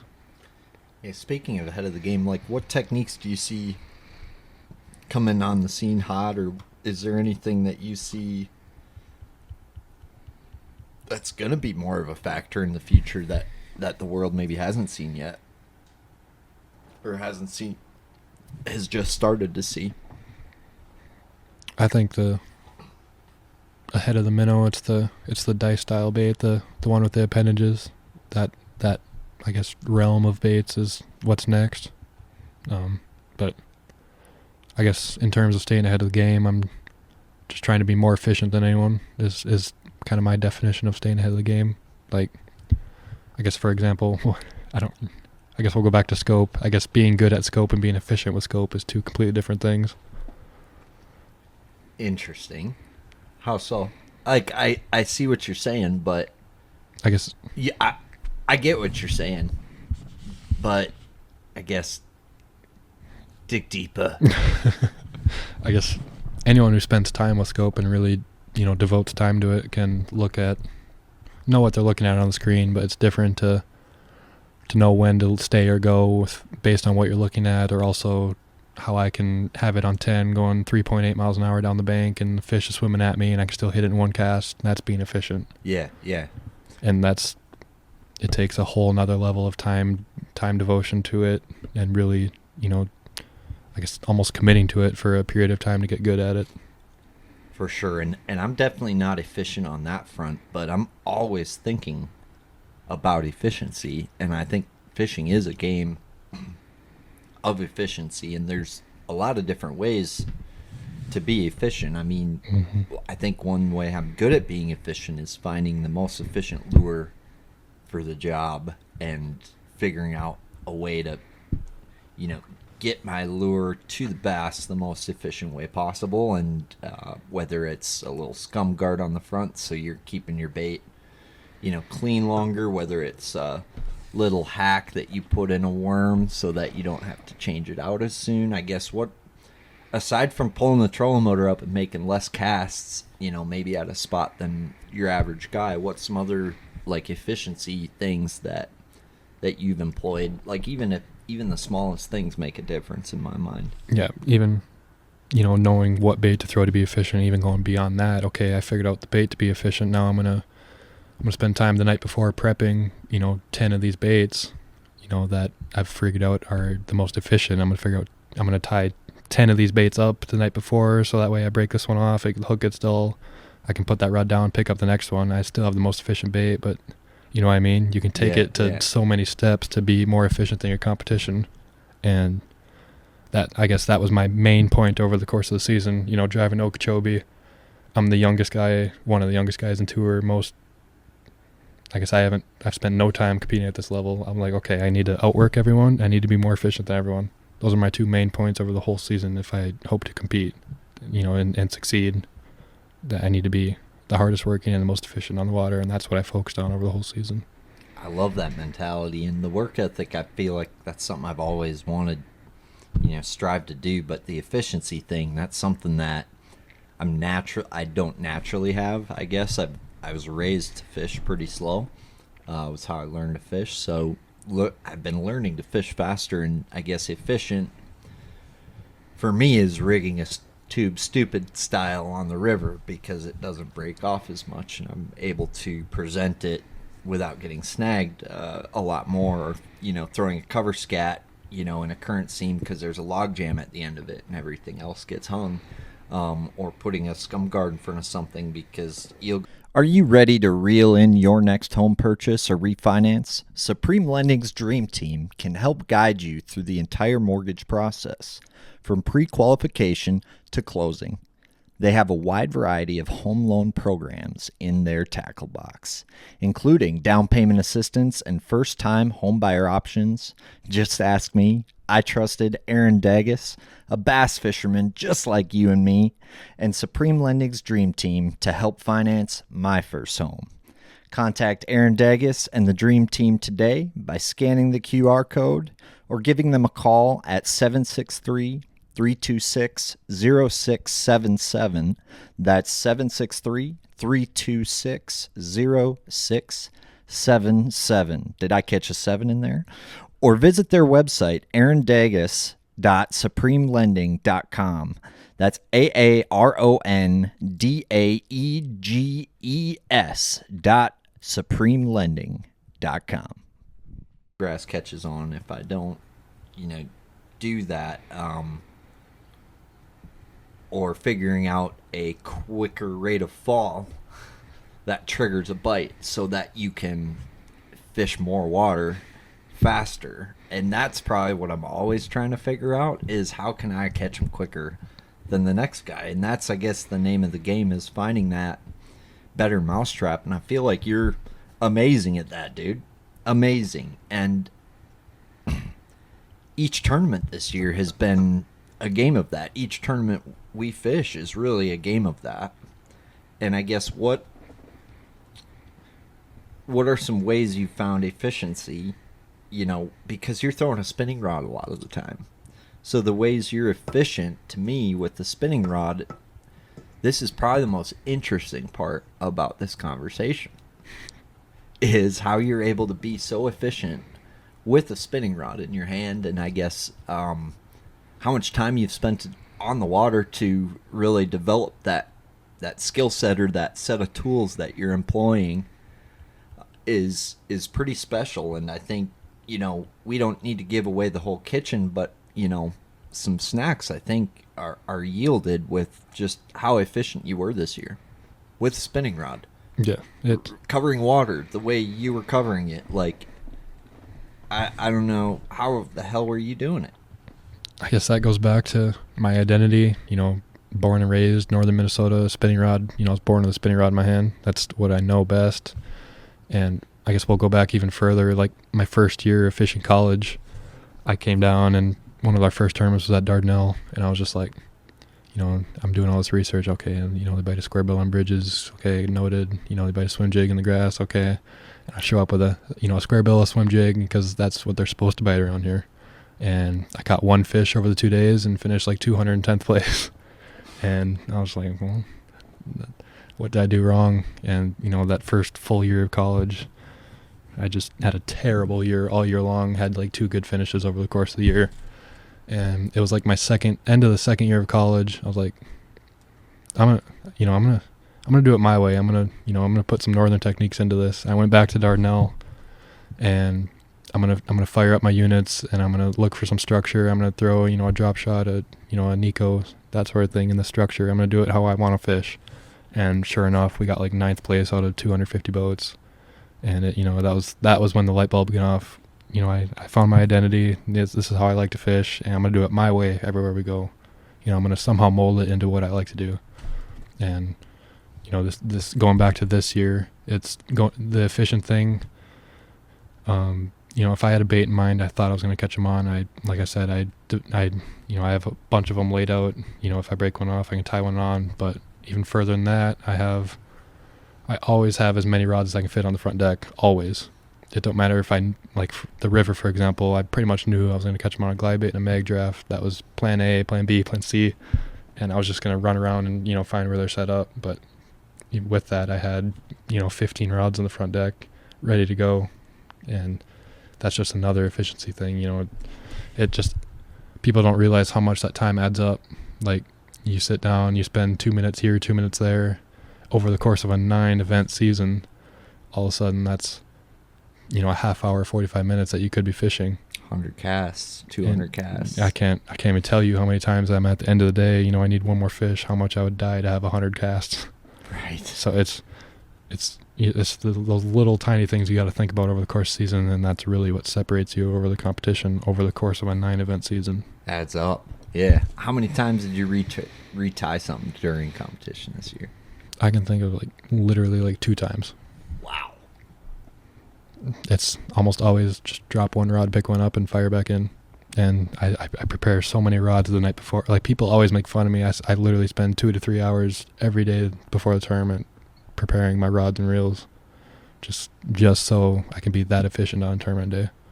Dane makes fun of me for that too, except I don't have the same results you do rigging that many rods. But I guess. And I say I only spent 2 times fully re-rigging. I'm always re-rigging a new plastic or something, Yep. but completely untying something, cutting something off, and tying something on. I did that. I can count on for sure less than 10 times for sure. Yeah. So you got your Nico, your jig, your drop shot, and a minnow. How many of each of those are you having? If you're going to rely on a Nico and let's say a jig and a minnow, and you'll have 15, 20 rods on the deck, but how many minnows, how many jigs, how many Nicos? Because if you're fishing brush piles and you break a Nico off, you probably want another one. Yeah, You got 5 of them? I guess you follow as the best example. A Nico is by far my best bait. So the night before, I prepared probably 40 worms with weights and O-rings and just completely ready to go. And then on my front deck, I had one full side was dedicated to my Nico rods. So I think I can fit 7 spinning rods on one side. So I had spinning rods with hooks ready to go, ready for my worm. And then the other side, I had a couple jigs, I had a spoon, just other miscellaneous stuff I wanted to fire in on the other side. That's a prime example of how I roll, kind of. I love that. So then the Nico setups, how much are you mixing up weight on that throughout the day, and how much are you experimenting with that? Because that's the tedious thing to me, is if they're on a different fall rate and you're doing 5 minutes on a spot, I mean, what if they just want a 16th instead of a 3/32, or that slower fall, and you just fish 10 spots? How do you avoid that, or how do you prepare for that? That's another area where forward facing lets you be efficient. You can tell if that fish or if that weight falls by the fish. You can read if they're in a feeding mood. Like I said, if they get hot on it, they come up and it goes down, and the fish goes down on your bait and they just don't eat it. That's when you have the wrong weight size. Got it. So this is extremely interesting to me. So you're throwing at that fish, Nico falls, fish is interested but doesn't commit. Mm-hmm. Do you know, if I had a nickel for how many times I saw that on Live Scope, how rich a man I would be? Easton Fothergill? Yeah. Gill-Daddy? Do you know how fucking rich I would be? So you're telling me that all I've been doing is throwing that's an indicator for you. Mm-hmm. And yeah, an indicator for me is, a bass almost always is going to react to whatever you throw at it in some sort of way. Almost always. Uh-huh. And in terms, let's say I throw a 16th ounce Nico and he gets all fired up, he comes flying up, he doesn't eat it, he follows it all the way down, and eventually he swims off. I know I'm in the right kind of bait category. I'm in the right category. I need to try a little bit heavier one. So maybe the next fish, I'll throw a super heavy one at it and see if that's what triggers it. And if not, then I'll go to something different. But that's kind of how I roll, I guess. If a bass kind of slowly comes up and he's not really interested, that's when I might go to something completely different. I might go to maybe a jerk bait or a jig or something like that. Mm-hmm. Mm-hmm. So I guess how have you, like, what does the mood look like when you need to slow the bait down? And what does the mood look like when you need to speed the bait up in your mind? Like, how does that differ? And obviously, you're throwing the light end of the spectrum. It's much easier to go heavier than lighter. You're throwing the heavy end of the spectrum. Obviously, it's much easier to go lighter than heavier. But has there been, like, fish's mood indications on which way to go and why? To your point? I guess there's not really an indicator like, oh, I need to go light. Like, if a fish is obviously very interested and he doesn't bite, I'm either going to go lighter. Like, I guess I have a very heavy Nico and I have like a 32nd or a 16th Nico. I have a pretty heavy one and a pretty light one. And I'll play with both of those on fish, and they want a heavier one. That's when I go, okay, they want a 7 32nds over a 5 32nds, that sort of thing. Like, heavy, but, that's when I can really dial it in. Sure. That's crazy. That's cool. And to me, that's probably, I think people think about that the least a lot of times is rate of fall. And rate of fall weight. is, I think rate it's of fall the is probably one of the biggest factors in a fish biting versus not biting. I agree, dude. I mean, it doesn't matter if you're flipping a jig on a laydown. It's still no matter what you're doing in bass fishing, rate of fall is probably it probably is the most important factor in your presentation. And that almost just makes me wonder how many times we had a half-ounce jig. They're not eating that, and pick up a quarter-ounce Texas rig and say, they're not eating a jig today, right? Yeah. And it's like, well, no. Maybe they're eating a quarter-ounce jig or whatever equivalent fall rate of that Texas rig you were throwing. And I wonder just how often, I guess, that's I think a spicy can of worms we could open there. Like, which one is it, chicken or the egg? Jig is it the weight of the jig or the worm versus jig, Texas rig versus jig? I think that's such the magical mystery of the sport. But if there's a guy who's got a pulse on that, I think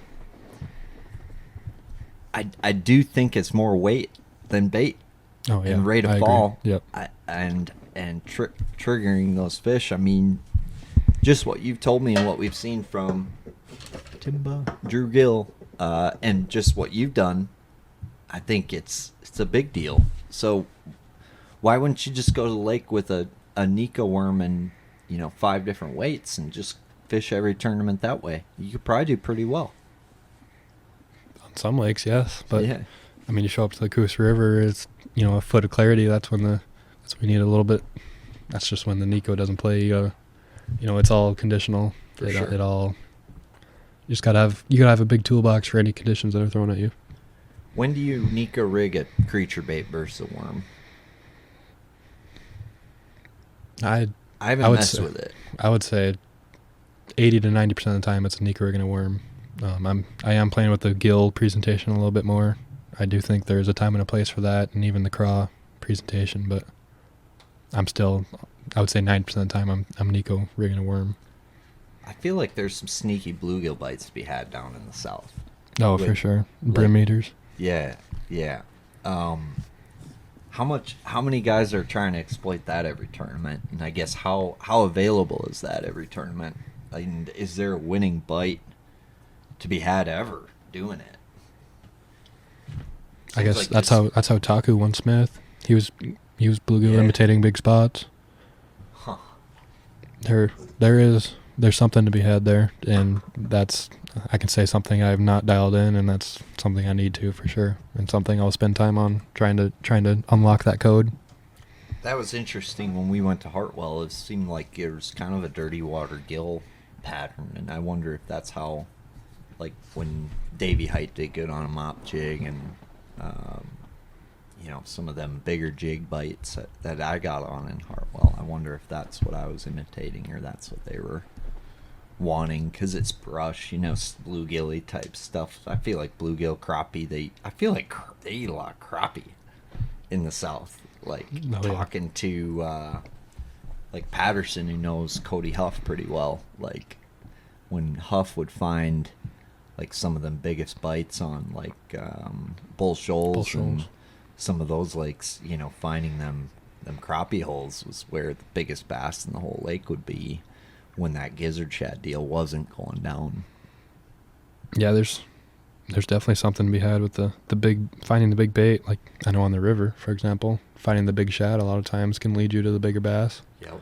And yeah, a lot of times you're around the gizzards, you're around the big bass. I mean, we all know the giants eat the gizzards a lot of times, so there's something to be had there too with finding the right size bait, that can lead you in the right direction to finding the bigger bass. Right. That's what's crazy to me is how much pressure Chickamauga gets in some of those lakes, and every lake in the south. It's just intimidating, dude. It's kind of intimidating, like to the average guy. It was for me. That was. How do you break through that, and how do you find a way to win in those scenarios? Because the fish are so dang pressured, but they're also so conditional. Like Lay Lake, for example, they change by the minute every single day, and it's the person who can have the most open mind and just unlock that day the fastest that will win the tournament. That's how most southern lakes are. It's not. I mean, I don't know if a single tournament this last Elite Series season was won on a spot. It's who can have the most open mind and unlock the day the fastest all 4 days is who will win the tournament. That's so different than Minnesota, I feel like. That's what I was just going to say. Minnesota, you can find one weed line that's got giants on it. You can go out there and win the tournament. And that almost never, unless it's a TVA ledge tournament, that's almost the only thing I can think of. You got one ledge that's dotted up with giants. But see, that's to me why it seems like it's so hard for a Minnesota guy to succeed down there. You know what I mean? Because you almost have to forget a lot of that stuff you learned up here. Yet not. You got to combine the two. Yeah. And that's why I'm grateful I went to school for 4 years down there. That's what I was able to do is combine the two. Well, you're on track to combining the two better than anybody from our parts, and it's been really cool to watch you, I guess, show dominance in the South. And I think that, it's been really cool to see the guys from up here do what they've done, but honestly, nobody's done what you've done in the South, dude. And I mean every word I say, and you deserve all the credit there. And I guess to me, the biggest difference between you and other anglers is how much you immerse yourself down there. I appreciate that. It's like I said, I guess I'm working to not have any single weakness in my game.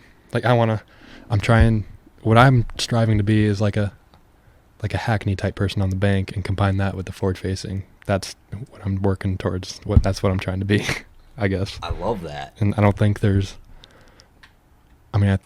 think Christie's on his way to being that, that spinnerbait, like one of the best ever on the bank. And, what I mean? Yep. Like that's what I'm striving to be, I guess. And I don't know if anyone will ever achieve that, but. I don't know either, but you're on your way, and I guess the only question I have is, have you ever tried a double chocolatey chunk Rice Krispie bar? I haven't, but it's sitting there. It's looking at me. I think you need to at least try it, because in my opinion, it's the best flavored Rice Krispie bar of all time. I ate most of it, I'm sorry. They're damn good. There's something about them. I don't know what it is. This is very good. Yeah. Thank you. No problem. So, of the nicknames you've been given, I can think of two that shine bright. One is Gill-Daddy. The other one is Gill-Father. Has Mercer coined a nickname for you officially yet? If he says anything that's contrary to Gill-Daddy or Gill-Father, will you correct him? Sure. I think, for the Bass Galaxy, for Gordon, for Dumpke, for yourself, I think if he calls you anything besides those two things, I think you need to let him know what your name really is on tour, the nickname. Because, I'm ready to hear Mercer say Gill-Daddy or Gill-Father. One of the two. One of the two. So, Mercer, you'll probably never listen to this, but if you do, I mean it. I fucking mean it.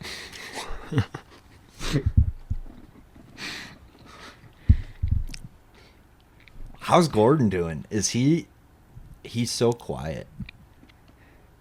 And he didn't want to record a podcast during the Leech tournament because he was too nervous. Is that what he while said? you were fishing. Yeah, like watching you and stuff. I guess Gordon's a guy, I think, that flies under the radar and has been just a dominant angler, you know, before forward-facing sonar was even out. And I guess you probably learned a lot fishing with him. Oh yeah, my overall thoughts and mindset on fishing is all from him, every bit of it. What's some cool shit that you and Gordon were doing way back in the day that you can look today and are glad that you were doing that with him or learning that with him? I guess me and him have been fishing a minnow as long as I can remember. You know, and for Gordon's sake, I've been wanting to not poke on that a lot, but I do think it's time to open that up, because I think anybody who wants to call you a scoper, I think a good way to immediately shut them up is to discuss what we're about to discuss right now, and that's the fact that you and Gordon have been throwing a minnow, doing a minnow thing before forward-facing sonar, before I think anybody even knew it, before pinging a minnow existed. So let's dive into the belly of this beast and let's talk about the history of this, because it started somewhere. I think at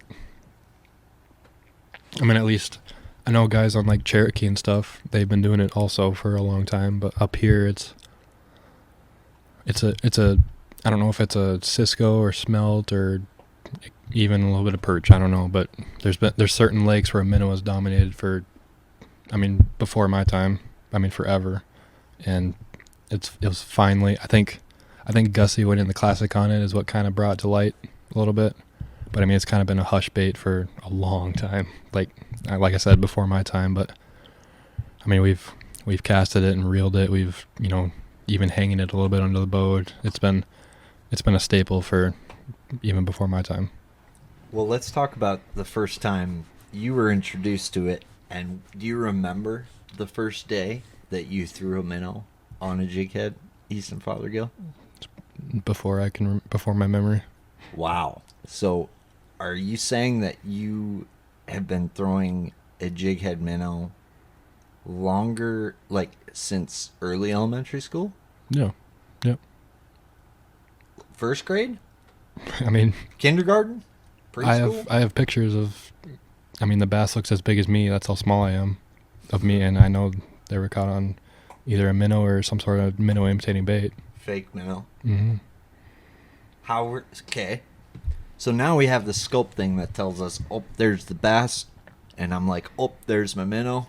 And then I'm like, oh, give the minnow to the bass. But obviously that's not how it's always been. Mm-hmm. It's more so you're giving a minnow to a bass. How did it start? Like when you first started doing it, how were you guys doing it? Were you throwing it? Were you hanging it? What was kind of the main deal? It's a little bit of both. It's like I said, you got to go out that day. Are they on the the super deep structure? Are they shallow? You got to break it down day by day. And just the same exact thing I do with scope. It's what I've done forever. And if smallmouth, just as well as I do, you catch one, the whole school a lot of times comes to the boat and they hang under the boat for a little while. They follow the boat a lot, and it's electronics have always been a part of it. Usually, in the past you relied on 2D a lot more than you do now, and usually you're casting around. If you see one on 2D, you drop down to it, and a lot of times it would bite. So, and I can remember me and Nick in high school, we won a couple tournaments on Mille Lacs where we'd drive up onto a reef, no forward facing. We didn't have forward facing in high school. We'd roll up to a reef and we literally hang under the boat on top of the reef. And, you'd sit there for 5 minutes and the smallmouth would come to the boat and we'd catch it. They're attracted to the boat. Yeah, smallmouth love the boat, and I've seen that a little bit on lakes in the south too. Spots love to follow the boat, and there's some places where largemouth will do it too. So and I guess going in when I'm ditch fishing on Hartwell, the key indicator if they're bass, you'll be going over the ditch, running up the ditch looking for fish, and if fish come off the bottom, they're bass every single time. Really? Like fish coming to the boat, it's a bass. Like that's one of the key indicators that if they're bass, they'll come to the boat. Why do you think that is? Bass are just super curious. Yeah. So it was like Gordon Fothergill when you were a kid. He's in the front of the boat. He's got a jig head minnow in his hand, and he looks back and he says, "Son Gill, 20 feet down, 15 feet back. Drop it." Did he call you Son Gill? Were you Son Gill before you No. became an adult? Now you're Gill-Daddy. I don't know what I was. You can be Gill Father now. But, like, it's such a hard thing to do, dude. Like, without forward-facing sonar, it is not an easy technique to do. I don't think. Unless you're dropping on them. But you guys were throwing and reeling a minnow. Like, they had Kitex back then. Did you know that? Mm-hmm. Like, why weren't you throwing Kitex? Or were you throwing Kitex? When you threw Kitex, always a staple. We threw that a little bit too, but it was just something about that profile that it's kind of a do nothing profile in the water. How early did you figure out the throw a minnow and reel it? Like, that to me is like different than the hanging a minnow. That's a question for him. It was before He I was was around. throwing a minnow and reeling it. Like, Yeah, before I came in. we're talking since like the 80s or 90s? I don't know how far back it was, but I know it was before I came into the scene. So was Gordon winning tournaments on this minnow before you were even... Yeah. He's for sure on the mental side of things, he's always been ahead of the game, but on the bait side too, he's kind of what, he showed me that it's very important to be ahead of the game always. That along with the mental side of it too, the not getting spun out, that sort, having a strong mind, that's what he's showed me too. Sure. So he's a competitor. He's a fierce warrior. And, Oh, yeah. He's fishing. What did he all fish this summer? He's still fishing the tournaments and stuff? He didn't fish. He fished a little bit this summer, tournament wise, but not as much. He did quite a bit of traveling, coming to the opens and stuff, supporting. Can't blame him. Yeah, Can't blame him. Super cool to have him there. But yeah, everything I've learned in fishing has come from him on the mental side of things. I can't imagine. I mean, that's so cool, man. And yeah, to anybody who wants to talk shit about scoping, I mean, we're talking about this guy's been throwing a minnow before scope existed. Jig head, minnow, cast it, reel it back. To me, anyone who's going to talk shit about you as a scoper, scoping a minnow, there's a lot of guys who say that you catch them on a minnow just doing that, dude. And I feel like that's a sneaky thing that guys aren't doing. Is throwing a minnow. Like, remember that grass flat we were fishing tonight? What if you just shook a minnow over that? Maybe. Remember off my dock this spring? Shake a minnow over it. How many stupid things have you shook a minnow over where you typically wouldn't shake a minnow over and catch them? A lot? I skip minnows under docks a lot. That's a sneaky deal. North and south? Yeah. Interesting.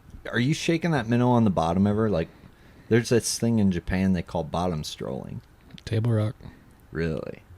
That's something I think that probably in Minnesota, perch fit, like I feel like we probably don't bottom stroll enough up here. If I was to guess, that's probably what I'm going to be playing with the most this fall. Smallmouth fishing is like where I'm throwing that blade bait and tube. Shaking a minnow down there. Definitely a time and place for it. For sure.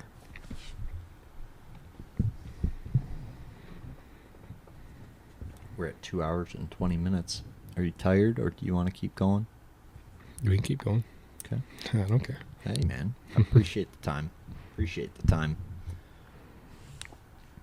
So, you have a girlfriend now. I do. How long has this been? Not too long. 4 months or so. 4 months? Hasn't affected your performance, I see, on the water too much? Mm-mm. She's in law school, so we both have our, things to take care of. So it'd be very hard to do if one of us was kind of just bumming around and the other one had stuff to do. We both have our obligations, I guess. So we both. Yeah. What does dating Fothergill look like? Like what do you guys do for dates? Teal's Bass Galaxy is now offering intergalactic merchandise. That's right. We got apparel now, baby.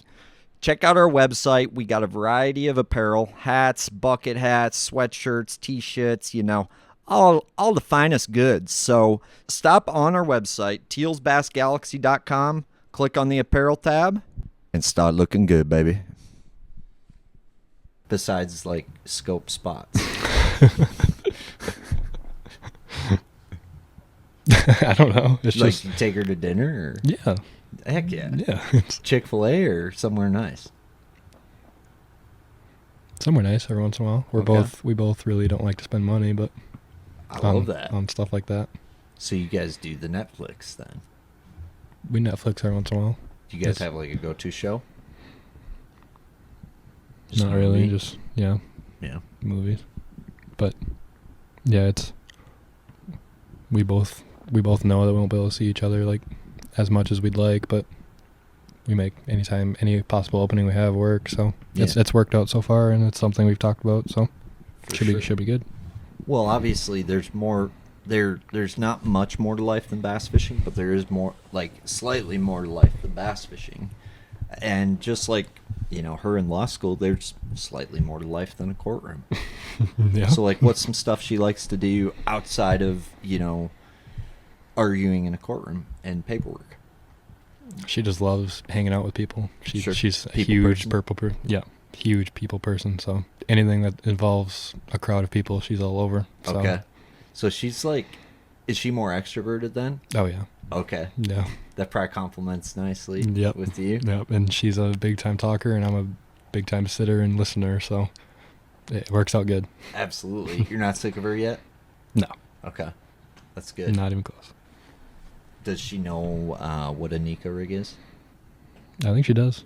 Okay. Yeah. Good job. Yeah. What's her name again? Liz. Good job, Liz. Good job. Good job. Does Gordon like her? I think so. That's all that matters. If you have Gordon's approval, you have my approval. Gordon approves, I approve. JDM stuff. What's your thoughts on that market? And I guess kind of to me it's cool. Mm-hmm. I'm into it. I'm definitely into it. And me too. I guess Waypoint just got them koi keys in. And I know you were leaving as I was coming yesterday. I saw them blue boxes. Did you pick up any koi keys? I did not yesterday, but it's definitely. Have you played with it? Oh yeah. What's your thoughts? I like it. It's definitely think it's got a time and a place. I don't have it dialed in exactly when that time and place is, but I'm with you. So I don't know. We'll have to spend some more time with it, but it seems to be the bait every Elite Series guy is asking for. Yeah. So there's something to it. I guess I'd love your thoughts on where you think it might play, because other than just finicky ass bass that don't want to bite my normal stuff, I really can't. I'm having a tough time with that one. Yep, me as well. So definitely just have to play with it more, and just got to dial in when is the perfect time to pick it up. When's the perfect time to pick up a glide bait? That's my question, because I have no idea. That I also don't know, and I really don't think anyone knows. No. It's something, I had a couple buddies where they're like, I threw a glide bait all day and I had I had two fish, and I'm just like, well, glide bait's just not a bait you can pick up and throw all day and consistently have good days on it. It's not a bait that's like that. It's very bite window orientated. And like I said, since the last podcast, I've spent quite a bit of time with a glide bait just trying to get good at it. And that's the biggest thing I've learned is when they're on it, some magical stuff happens, but that's not a bite you can ever bank on, at least in a tournament scenario. Right. Well, it seems like a bait you have to throw for a good amount of time sometimes. Mm-hmm. So if it's not a bait that you can rely on, it's tough to, like, it's kind of like that really hard bait to pick up because it's like you pick it up quick. I guess if you're throwing it over something. Yeah. If you're fishing a brush pile and, you throw it over it quick, judge their reaction. I suppose that's a way to pick it up quick and then put it down. But it seems like it's kind of like if you're not doing that, it's like a jerk bait where you kind of got to keep it in your hand a little bit. Mm-hmm. But what's crazy to me is what them guys are doing with them brakes in a jerk bait. Almost should be cheating. Like backing up? Yeah. So they can follow it forever? Yeah. Yeah. Like, that is low-key. I heard the Classic was one off that. Really? Like, I don't know. I shouldn't be spreading rumors, but are those allowed next year? Nope. Good. No breaks. Those shouldn't be allowed. No, I don't think so either. If you can make them fall, like, think about how long, like, hair jigging for smallmouth. If you could just make that thing keep following it, it's going to eat it. Mm-hmm. It's going to eat it. But how long are you up for? You're up for till, what, 28th? 28th, yep. What's your plans while you're up here? Just relaxing, or are you going to do some fishing? Oh, we're fishing. Today was get caught up on sleep day, had a couple calls, but we're bassing the rest of the time. Love it, dude.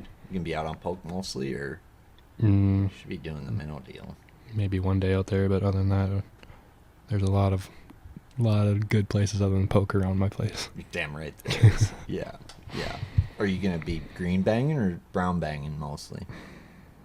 A lot of brown. I've missed the fall bite the last 4 years while I was at college, so it's about time to get back in on it. It's a beautiful thing up Oh, here. yeah. Yeah, it is. When do you leave again? October 20th. I'm only up here a week. Dang. You're going to miss the best window. It'll be just about right where I'm at. What's the right window up there? The water temp's got to be 53 to 48. Yeah, I think 48 is like my favorite, I think. They're where they're supposed to be. You're still active enough to eat shit. Mm-hmm. How do they winter up on poke? I mean, do they winter up decent, or do they kind of... Because they get on that minnow deal, but I haven't fished them later than that. They winter up big time, just like any other lake. Fun. Mm-hmm. It's, mid-50s is when they're on the minnow deal hard, and then as soon as it gets right about 50, 48 is when they gang up and get on the winter holes. You throw an A-rig much? Oh, yeah. Have you messed with shaking school of minnows on an A-rig? I guess I don't shake it with my rod. I pulsate it with my reel. That's something I've always done. But have you thrown an A-rig with fluke-style baits instead of swim baits? Not fluke-style baits. That's what I've been watching them guys in Japan doing, is shaking a rig of minnows. I guess I've always thrown they don't make it anymore, but the Strike King umbrella rig. It's got the little thin wires. Yeah, that thing pulses. Yeah, when you speed up your reel just slightly, it'll the whole thing just, and I think that gets you a lot more bites than your typical A-rig. What's been your favorite? I'm gonna grab a drink, but what's been your favorite Strike King bait? Like, if you had to pick one Strike King bait, best one they make, favorite one, what would it be and why? I guess this year it's been the Strike King finesse worm. I think it's a 7-inch worm, 6-inch worm, something like that. Just because a Nico rig's been my number one rig this whole season. So, and it's they make a normal version and also a Elastec version. So you can have your super durable, Elastec material, or your basic, basic plastic material. So they make like one that's got like more of the hand pour style, right? Yep. Finesse worm? Yep. Is that the one you like? You're thinking the... Yeah, I know. Yeah. Because, like, I like that Missile Baits magic worm that's got, like, that Robo-Worm style pour on it. And I think Strike King makes one like that. They just started, like, a year ago, I think. 5 and 6 inch version. So that one, I mean, and that's a little thicker and more bulbous than I think a Robo. Just a little bit, yeah. Yeah, so that's perfect for Nico. And yep. And then they make that one with, like, the more bulbous tail. What's that one? Fat Baby Finesse. Yeah. Yeah. That's what I caught that 9-pounder Okeechobee on. That's sick. Power shot.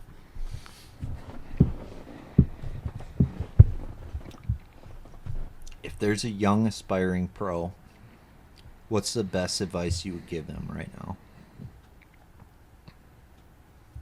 Or a struggling semi-vet?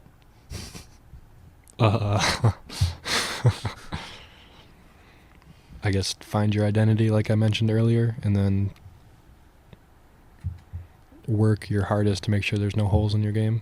Like, I guess I'm different in the sense that if I figured out a bite on Lay Lake, for example, like, I got the scope bite dialed in. I'm gonna, I know a couple creeks where they live. I'm not, when I put the boat in the lake, I tend not to go crack them like every day. Like, I know where they are. I'm always trying to learn something. Like, I've been fishing with a couple guys where we really have it dialed in, catching, great big ones, and I'm just like, let's go try something else. Like, because I always want to learn, always want to figure out, because I always think there's something better to be found. And I think that's an area where I differ from a lot of people. I think so too. I think that's a beautiful thing. I struggle with that if we're catching big ones. If we're not catching big ones. I'd love catching them, don't get me wrong, but it's just, I don't know, it's just the part of me that's so driven to always learn and, always believe that there's something better to be found. Usually I'll, if I find an area that's got them and I'm just fun fishing, I'll crack them a little bit and I'll leave them and just go try to find something else, and then I'll come back to them at the end of the day and catch a couple more. But sure. It's just hard for me to waste a day cracking them in a place I already kind of unlocked. I want to go figure them out somewhere else. Go unlock something new. Yeah. You're born to be a professional bass fisherman from the sounds of it. Because that's what that is, baby. That's just... every day. Always a student. Never think you have everything figured out. That's the biggest thing I've learned, because you'll get humbled so fast. What's some cool stuff you've learned that's like you maybe wouldn't have done prior to this year? I guess it's just I've trusted my gut to a whole nother level this year. It's leaving fish to find fish.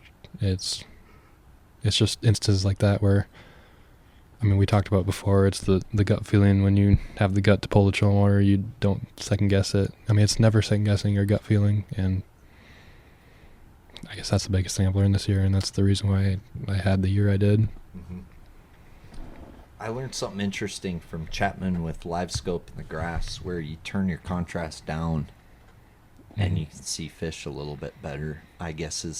You're talking about, there's a lot of ways to scope, but I think the way I like to scope is with structure and you talking contrast, like your gain on your screen, or in the settings, the color gain? Both, but gain on the screen more so. Yep. When you're scoping structure, you turn that down and you bump your color gain up, is how you get your fish to really pop out from the structure. That's what. Are you making adjustments like that on the fly on the water, or just every day?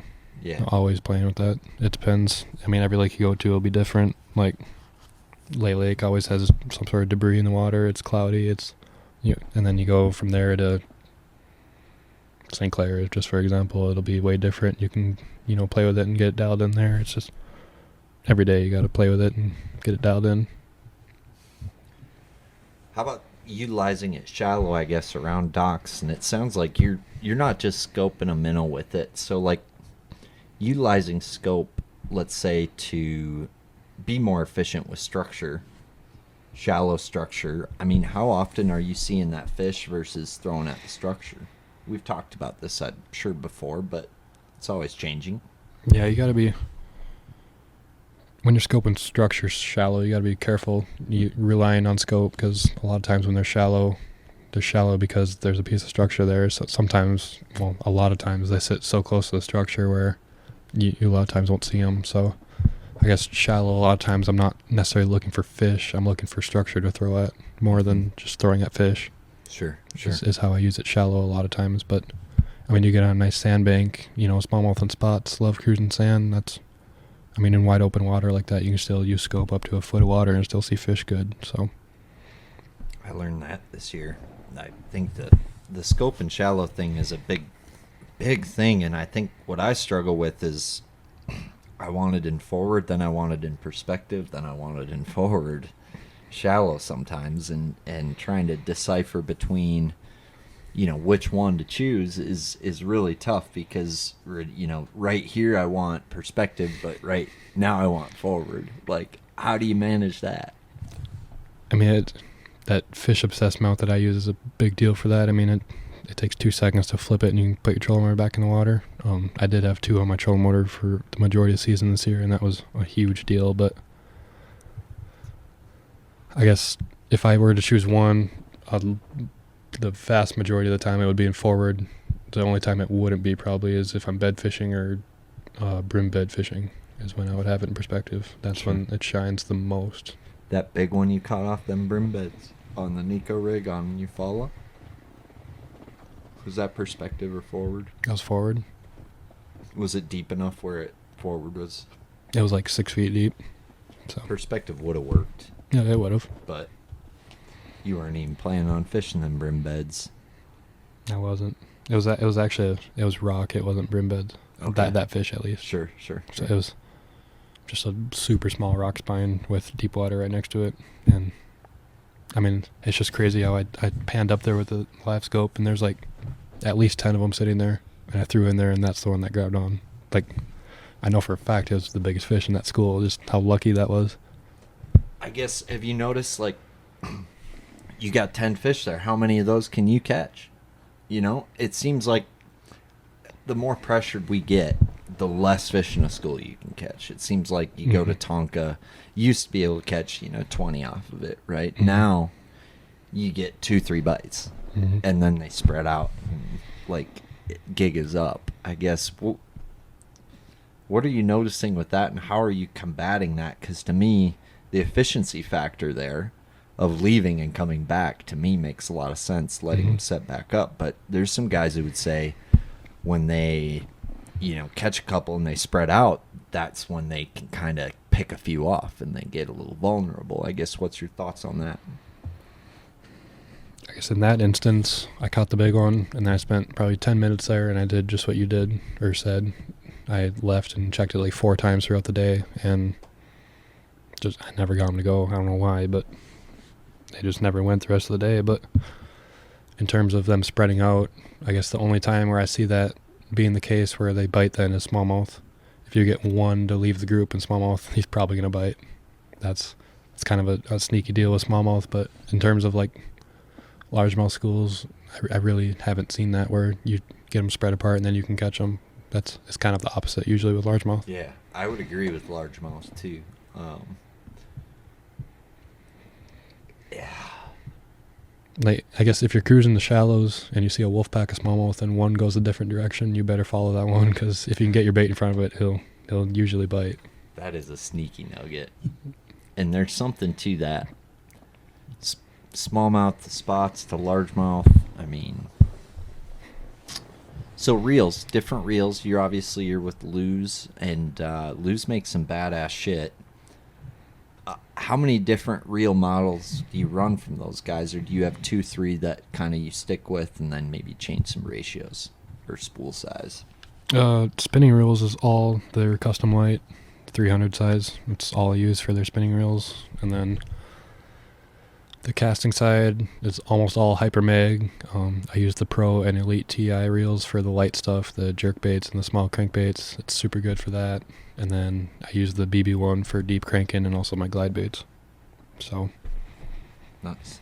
That's kind of my rundown. And then rod wise, I'm all over the place with Luz. I guess my all-time favorite spinning rod that I found with them is a 7-foot. It's the Luz Elite 7-foot medium. Okay. It's like, I'm obsessed with that rod. I think I have 10 of them now. Really? It's like insane. It's like, it's the best. It's the best rod I've found for any minnow 5-inch and smaller, and I also use it for all my Nico rigs, all my drop shots. Like I love that rod. Yeah, it's awesome. I think, Luz, if you're listening, I think we should just, I mean, you heard it from him. We should just call that rod the Gill-Daddy. It's signature series. I mean, that rod, a lot of the fish I weighed this year was caught on that rod. Now, gear ratio for the glide, are you throwing that on a 7-speed or a 6-speed? 6-speed. Okay. What's your, I don't know, guys, your swim bait, your wine snobs of the swim bait world will probably curse whatever we say, but I mean, it's all about picking one and getting comfortable with it, I think. It's all about getting the feel and knowing what your bait is doing without visibly seeing it. Getting the feel right on your rod is the biggest thing I've learned. It's just knowing what your bait's doing. Totally. So you're quarter and half turning mostly, or are you jigging with the rod? I'm usually doing it with the reel. Yep. So unless I'm working at like really fast, then I gotta do it with the rod, obviously, but usually with the reel. You ever mess with a hair jig down south, like a preacher jig or a big hair jig? I have a little bit, especially on TVA lakes. It's a staple down there, but I mean, it's kind of an upcoming trend with scoping spots with it. Like Rob G caught him on Smith and stuff with it. That little one, but I can tie that. Yeah, I kind of think it's a gimmick. I mean, there's a minnow that they'll bite. I don't know. I might have to play with it. We'll see.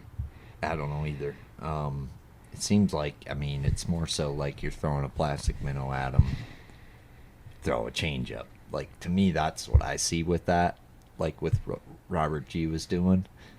Like, it was a change up bait. Mm-hmm. More so than kind of his, maybe it was his primary deal. I don't know.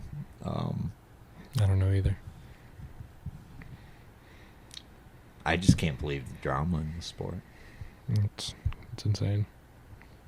Do you see a lot of that in the day-to-day? Get dragged into any of that? I mean, as soon as you put your phone down, the drama's gone. It's weird how that works. Yeah. But I do my best to keep out of all that. Do my own, like I said earlier, I got my couple people I talk to in the fishing realm, at least in the tournament realm, and that's who I talk to. And you know what I mean? I try to keep myself the best I can, and I think that's helped with keeping out of the drama, doing my own thing. It's healthy, dude. I mean, isn't it weird how when you pick up your phone, the world is burning? Oh, yeah. And then you, like, walk out the front door and you're like... It's sunny out. It's a nice day. It's fine. Yeah. I don't understand. It's crazy. It is a weird time to be alive. Weird time to be alive. How was spending time with Dumpke? Are you going to go fishing with him? Oh, yeah. Good. Yeah, I took him home with me. I saw that. Yeah, we're still always, he's, you know, me and him work together trying to stay ahead of the game, and I think he's going to try to make a run at the Opens here soon, so it'd be really cool if we could get him into at some point. But absolutely. It's, yeah, he's still my main guy of bouncing ideas off, and let's, you know, this might work here, let's try that sort of thing. So we're still definitely a team, even though we're not competing as much in the tournament, you know, in the boat together. So since he's getting his master's, does that mean he gets another year of college eligibility? Yep. So if I wanted to fish college for 10 years, because I'm not that good at college, I could? You only get 5 years. 5 years is the rule? And I don't know about MLF, but I know Bassmaster, 5 years is the rule. Well, nobody knows the rule in MLF because they change every year. Yeah. But his main goal this year is to get back to the bracket, so that's what he's working towards. I mean, he saw how much it changed my life, so now he's working really hard to try to get back to it. Oh, I can only imagine. How bittersweet it is to watch his best friend kill it like that. I think he's probably been just nothing but happy for you. Oh yeah, he's super supportive, and yeah, it's been cool. Hopefully he'll have the same this year. It'll be super fun to follow. Absolutely. Well, Easton, is there anything else you'd like to cover tonight? I don't think so. Okay. Hopefully someone learned something. Absolutely. And if you'd like to learn about the hot, crazy Matrix, you can listen to the first episode we recorded with Mr. Fothergill and Nick. And Dumpke. If you're looking for some sneaky JDM goods, this is your reminder to stop at Waypoint Angler Supply. Fall is here. Get you some blade baits, get you some jerk baits, get you some jigs, get you some big fall bassin juice, big swim baits. Get you some quarter half turns. Get you a Lose BB1 on a Vocelka Fishing and Custom swim bait rod. Or Lose swim bait rod, whatever you decide. And, dude, this was awesome. I cannot believe I knew it was going to happen, but I didn't want to jinx it. And you are the chosen one. You are Gill-Daddy. You are the Gill Father. You are Easton Fothergill. 2024 Bassmaster Opens Angler of the Year champion. Sealed up 2 events. The hometown boy, the Minnesota boy, bringing it home. And he's about to compete in the big leagues of bass fishing in this upcoming season. We got the Classic in Fort Worth, Texas. I'm going to get you a belt buckle. You need a belt buckle for that. You need a belt buckle for that. I'll have to get one. This is a public service announcement / cry for help. That's Galaxy. Okay? Mr. Fothergill is about to compete in his second Bassmaster Classic in the Lone Star State of Texas, and I think it's only fair if the Bass Galaxy figures out a way for you to have a belt buckle for that, at least for the dinner. There's like a dinner, right? Yeah. You need a belt buckle. Night for of that. Champions, yeah. I think a pine tree belt buckle. You know what I mean? With a bunch of pine trees. Pokegama style belt buckle. Yeah. Yeah. Or a bunch of Z2s on a belt buckle. Striking Lose, let's do a co-sponsored belt buckle for Mr. Fothergill for the Classic. What's something you learned from the Classic this year that you're going to do differently this following season for the Classic? After fishing a season, you're like, are you going to pre-practice instead of not? Or not pre-practice instead of pre-practicing? What did you learn from this year's Classic that you want to take and maybe learn from and do better this year? How crucial time management is that week. You got people coming at you the whole week. Just, I need you to do this now. I need you to do this then. And there's really not much time for you to focus in and get your stuff done. So, guys were telling me when I was there, like, if you get 5 minutes, you better tie 3 rods while you got that little bit of time, because there's not much time to yourself. Before you know it, it's midnight and you're still up. You got a bunch of stuff to do. So, just the media spectacle and all that. Yeah, there's just. Everyone needs your time that week, and it's just any little time you get to yourself, you got to be productive and get stuff done, and, I'm going to do a lot better job of time management this year. Love it. Are you going to go Keith Combs on him? Maybe. I don't know. I feel know. like Keith Combs is like offshore 6XD or die. What lake is it again? Ray Roberts. Ray Roberts. We've been there, the Elites have been there before.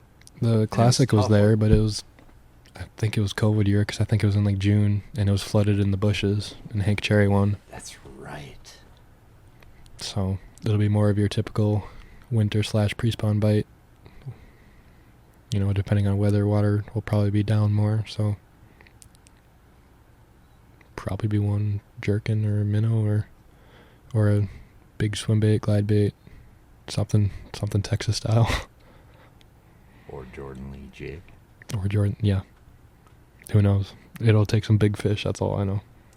Well, I'm going to be there again. And we're talking about getting a booth. So. That would be cool. Dude, is that the tournament you're most excited for? Or is it still Sabine? No, that one gets me pretty excited. That one, yeah. Probably that one. For sure. Yeah, that one's pretty crazy to be a part of. That's what's crazy to me is you triple qualify. Wait. Double. That's got to feel good. Yeah, it's pretty insane. Yeah, that means you get like a better boat number, right? Double qualified, boat 5. No, I think it's random. How much does boat draw matter to you? Not at all. Don't care. Don't care at all. Doesn't make a difference. I mean, it makes a difference, but that's just one of those things where it's out of your control. You can't let that bother you. How do you fish behind people? I don't know if there's a place where I expect a bass to be on, and you know I treat it just like normal. You just got to ignore the person that's in front of you. Just do my thing, and if there's a fish there and he bites my worm instead of his worm, great. Well, let's say there's a clear minnow deal going on, and let's say you and Dakota Ebear are both in the top 10, and there's a clear minnow deal going on, and Dakota Ebear's on a stretch. A minnow bite is not a minnow bite is, his minnow is probably different than my minnow. That's kind of what I want. Okay. So, minnow is very broad bite. I know his minnow is different than your minnow. We've talked enough for me to know that. It goes back to fall rate and how much you can perfect that bite on the given day. And you can, once you get it dialed in, you can lap the field once you get dialed in. How many bass did you catch behind people and embarrass people this year? Quite a few. I think I'm definitely a perfectionist with my tackle, and I'm just so obsessed with getting that much more dialed in than other competitors, and I think that's also something that kind of sets me apart. That's something I'm obsessed with, and something that I absolutely geek out about, yet I'm way less effective. So it's just hats off to you, man. It's the perfect line of perfecting your bait and also having the right rotation and fishing at the right speed, and it just goes back to your identity. Like I said, that's the best way I can describe it. Mm-hmm. You're either the Bo Browning or you're the me. You got to find your comfort zone and how you operate. I feel like I'm somewhere in between. That's what I mean. You just got to find the way you operate, and 20 that's places back. That's no. You gotta find your style, and totally, dude. I mean, if you're not, it don't matter how hard I tried, I couldn't fish the way Bo fishes and do as well as he did. There's no way. I'm just not. That's not my style. I love your style, man. And looking back, I think we all fish way too insane. I think we all spend too much time doing something that we think's gonna work and doesn't, or spend too much time in looking at some fish in an area instead of just pulling up the trolling motor, And I appreciate this time, dude, and it's cool for us to be able to listen to kind of and watch you work, man, and really see history be made. You made some history this year, man, and you're in the books, baby, and you'll always be a prime bastronaut in the Bass Galaxy. And dude, love having these talks, love getting together with you, and just can't tell you how proud I am of you. So appreciate that. Thanks for having me again, dude. Anytime. So this is Gill-Daddy. I'm Aaron Teal, checking in, checking out.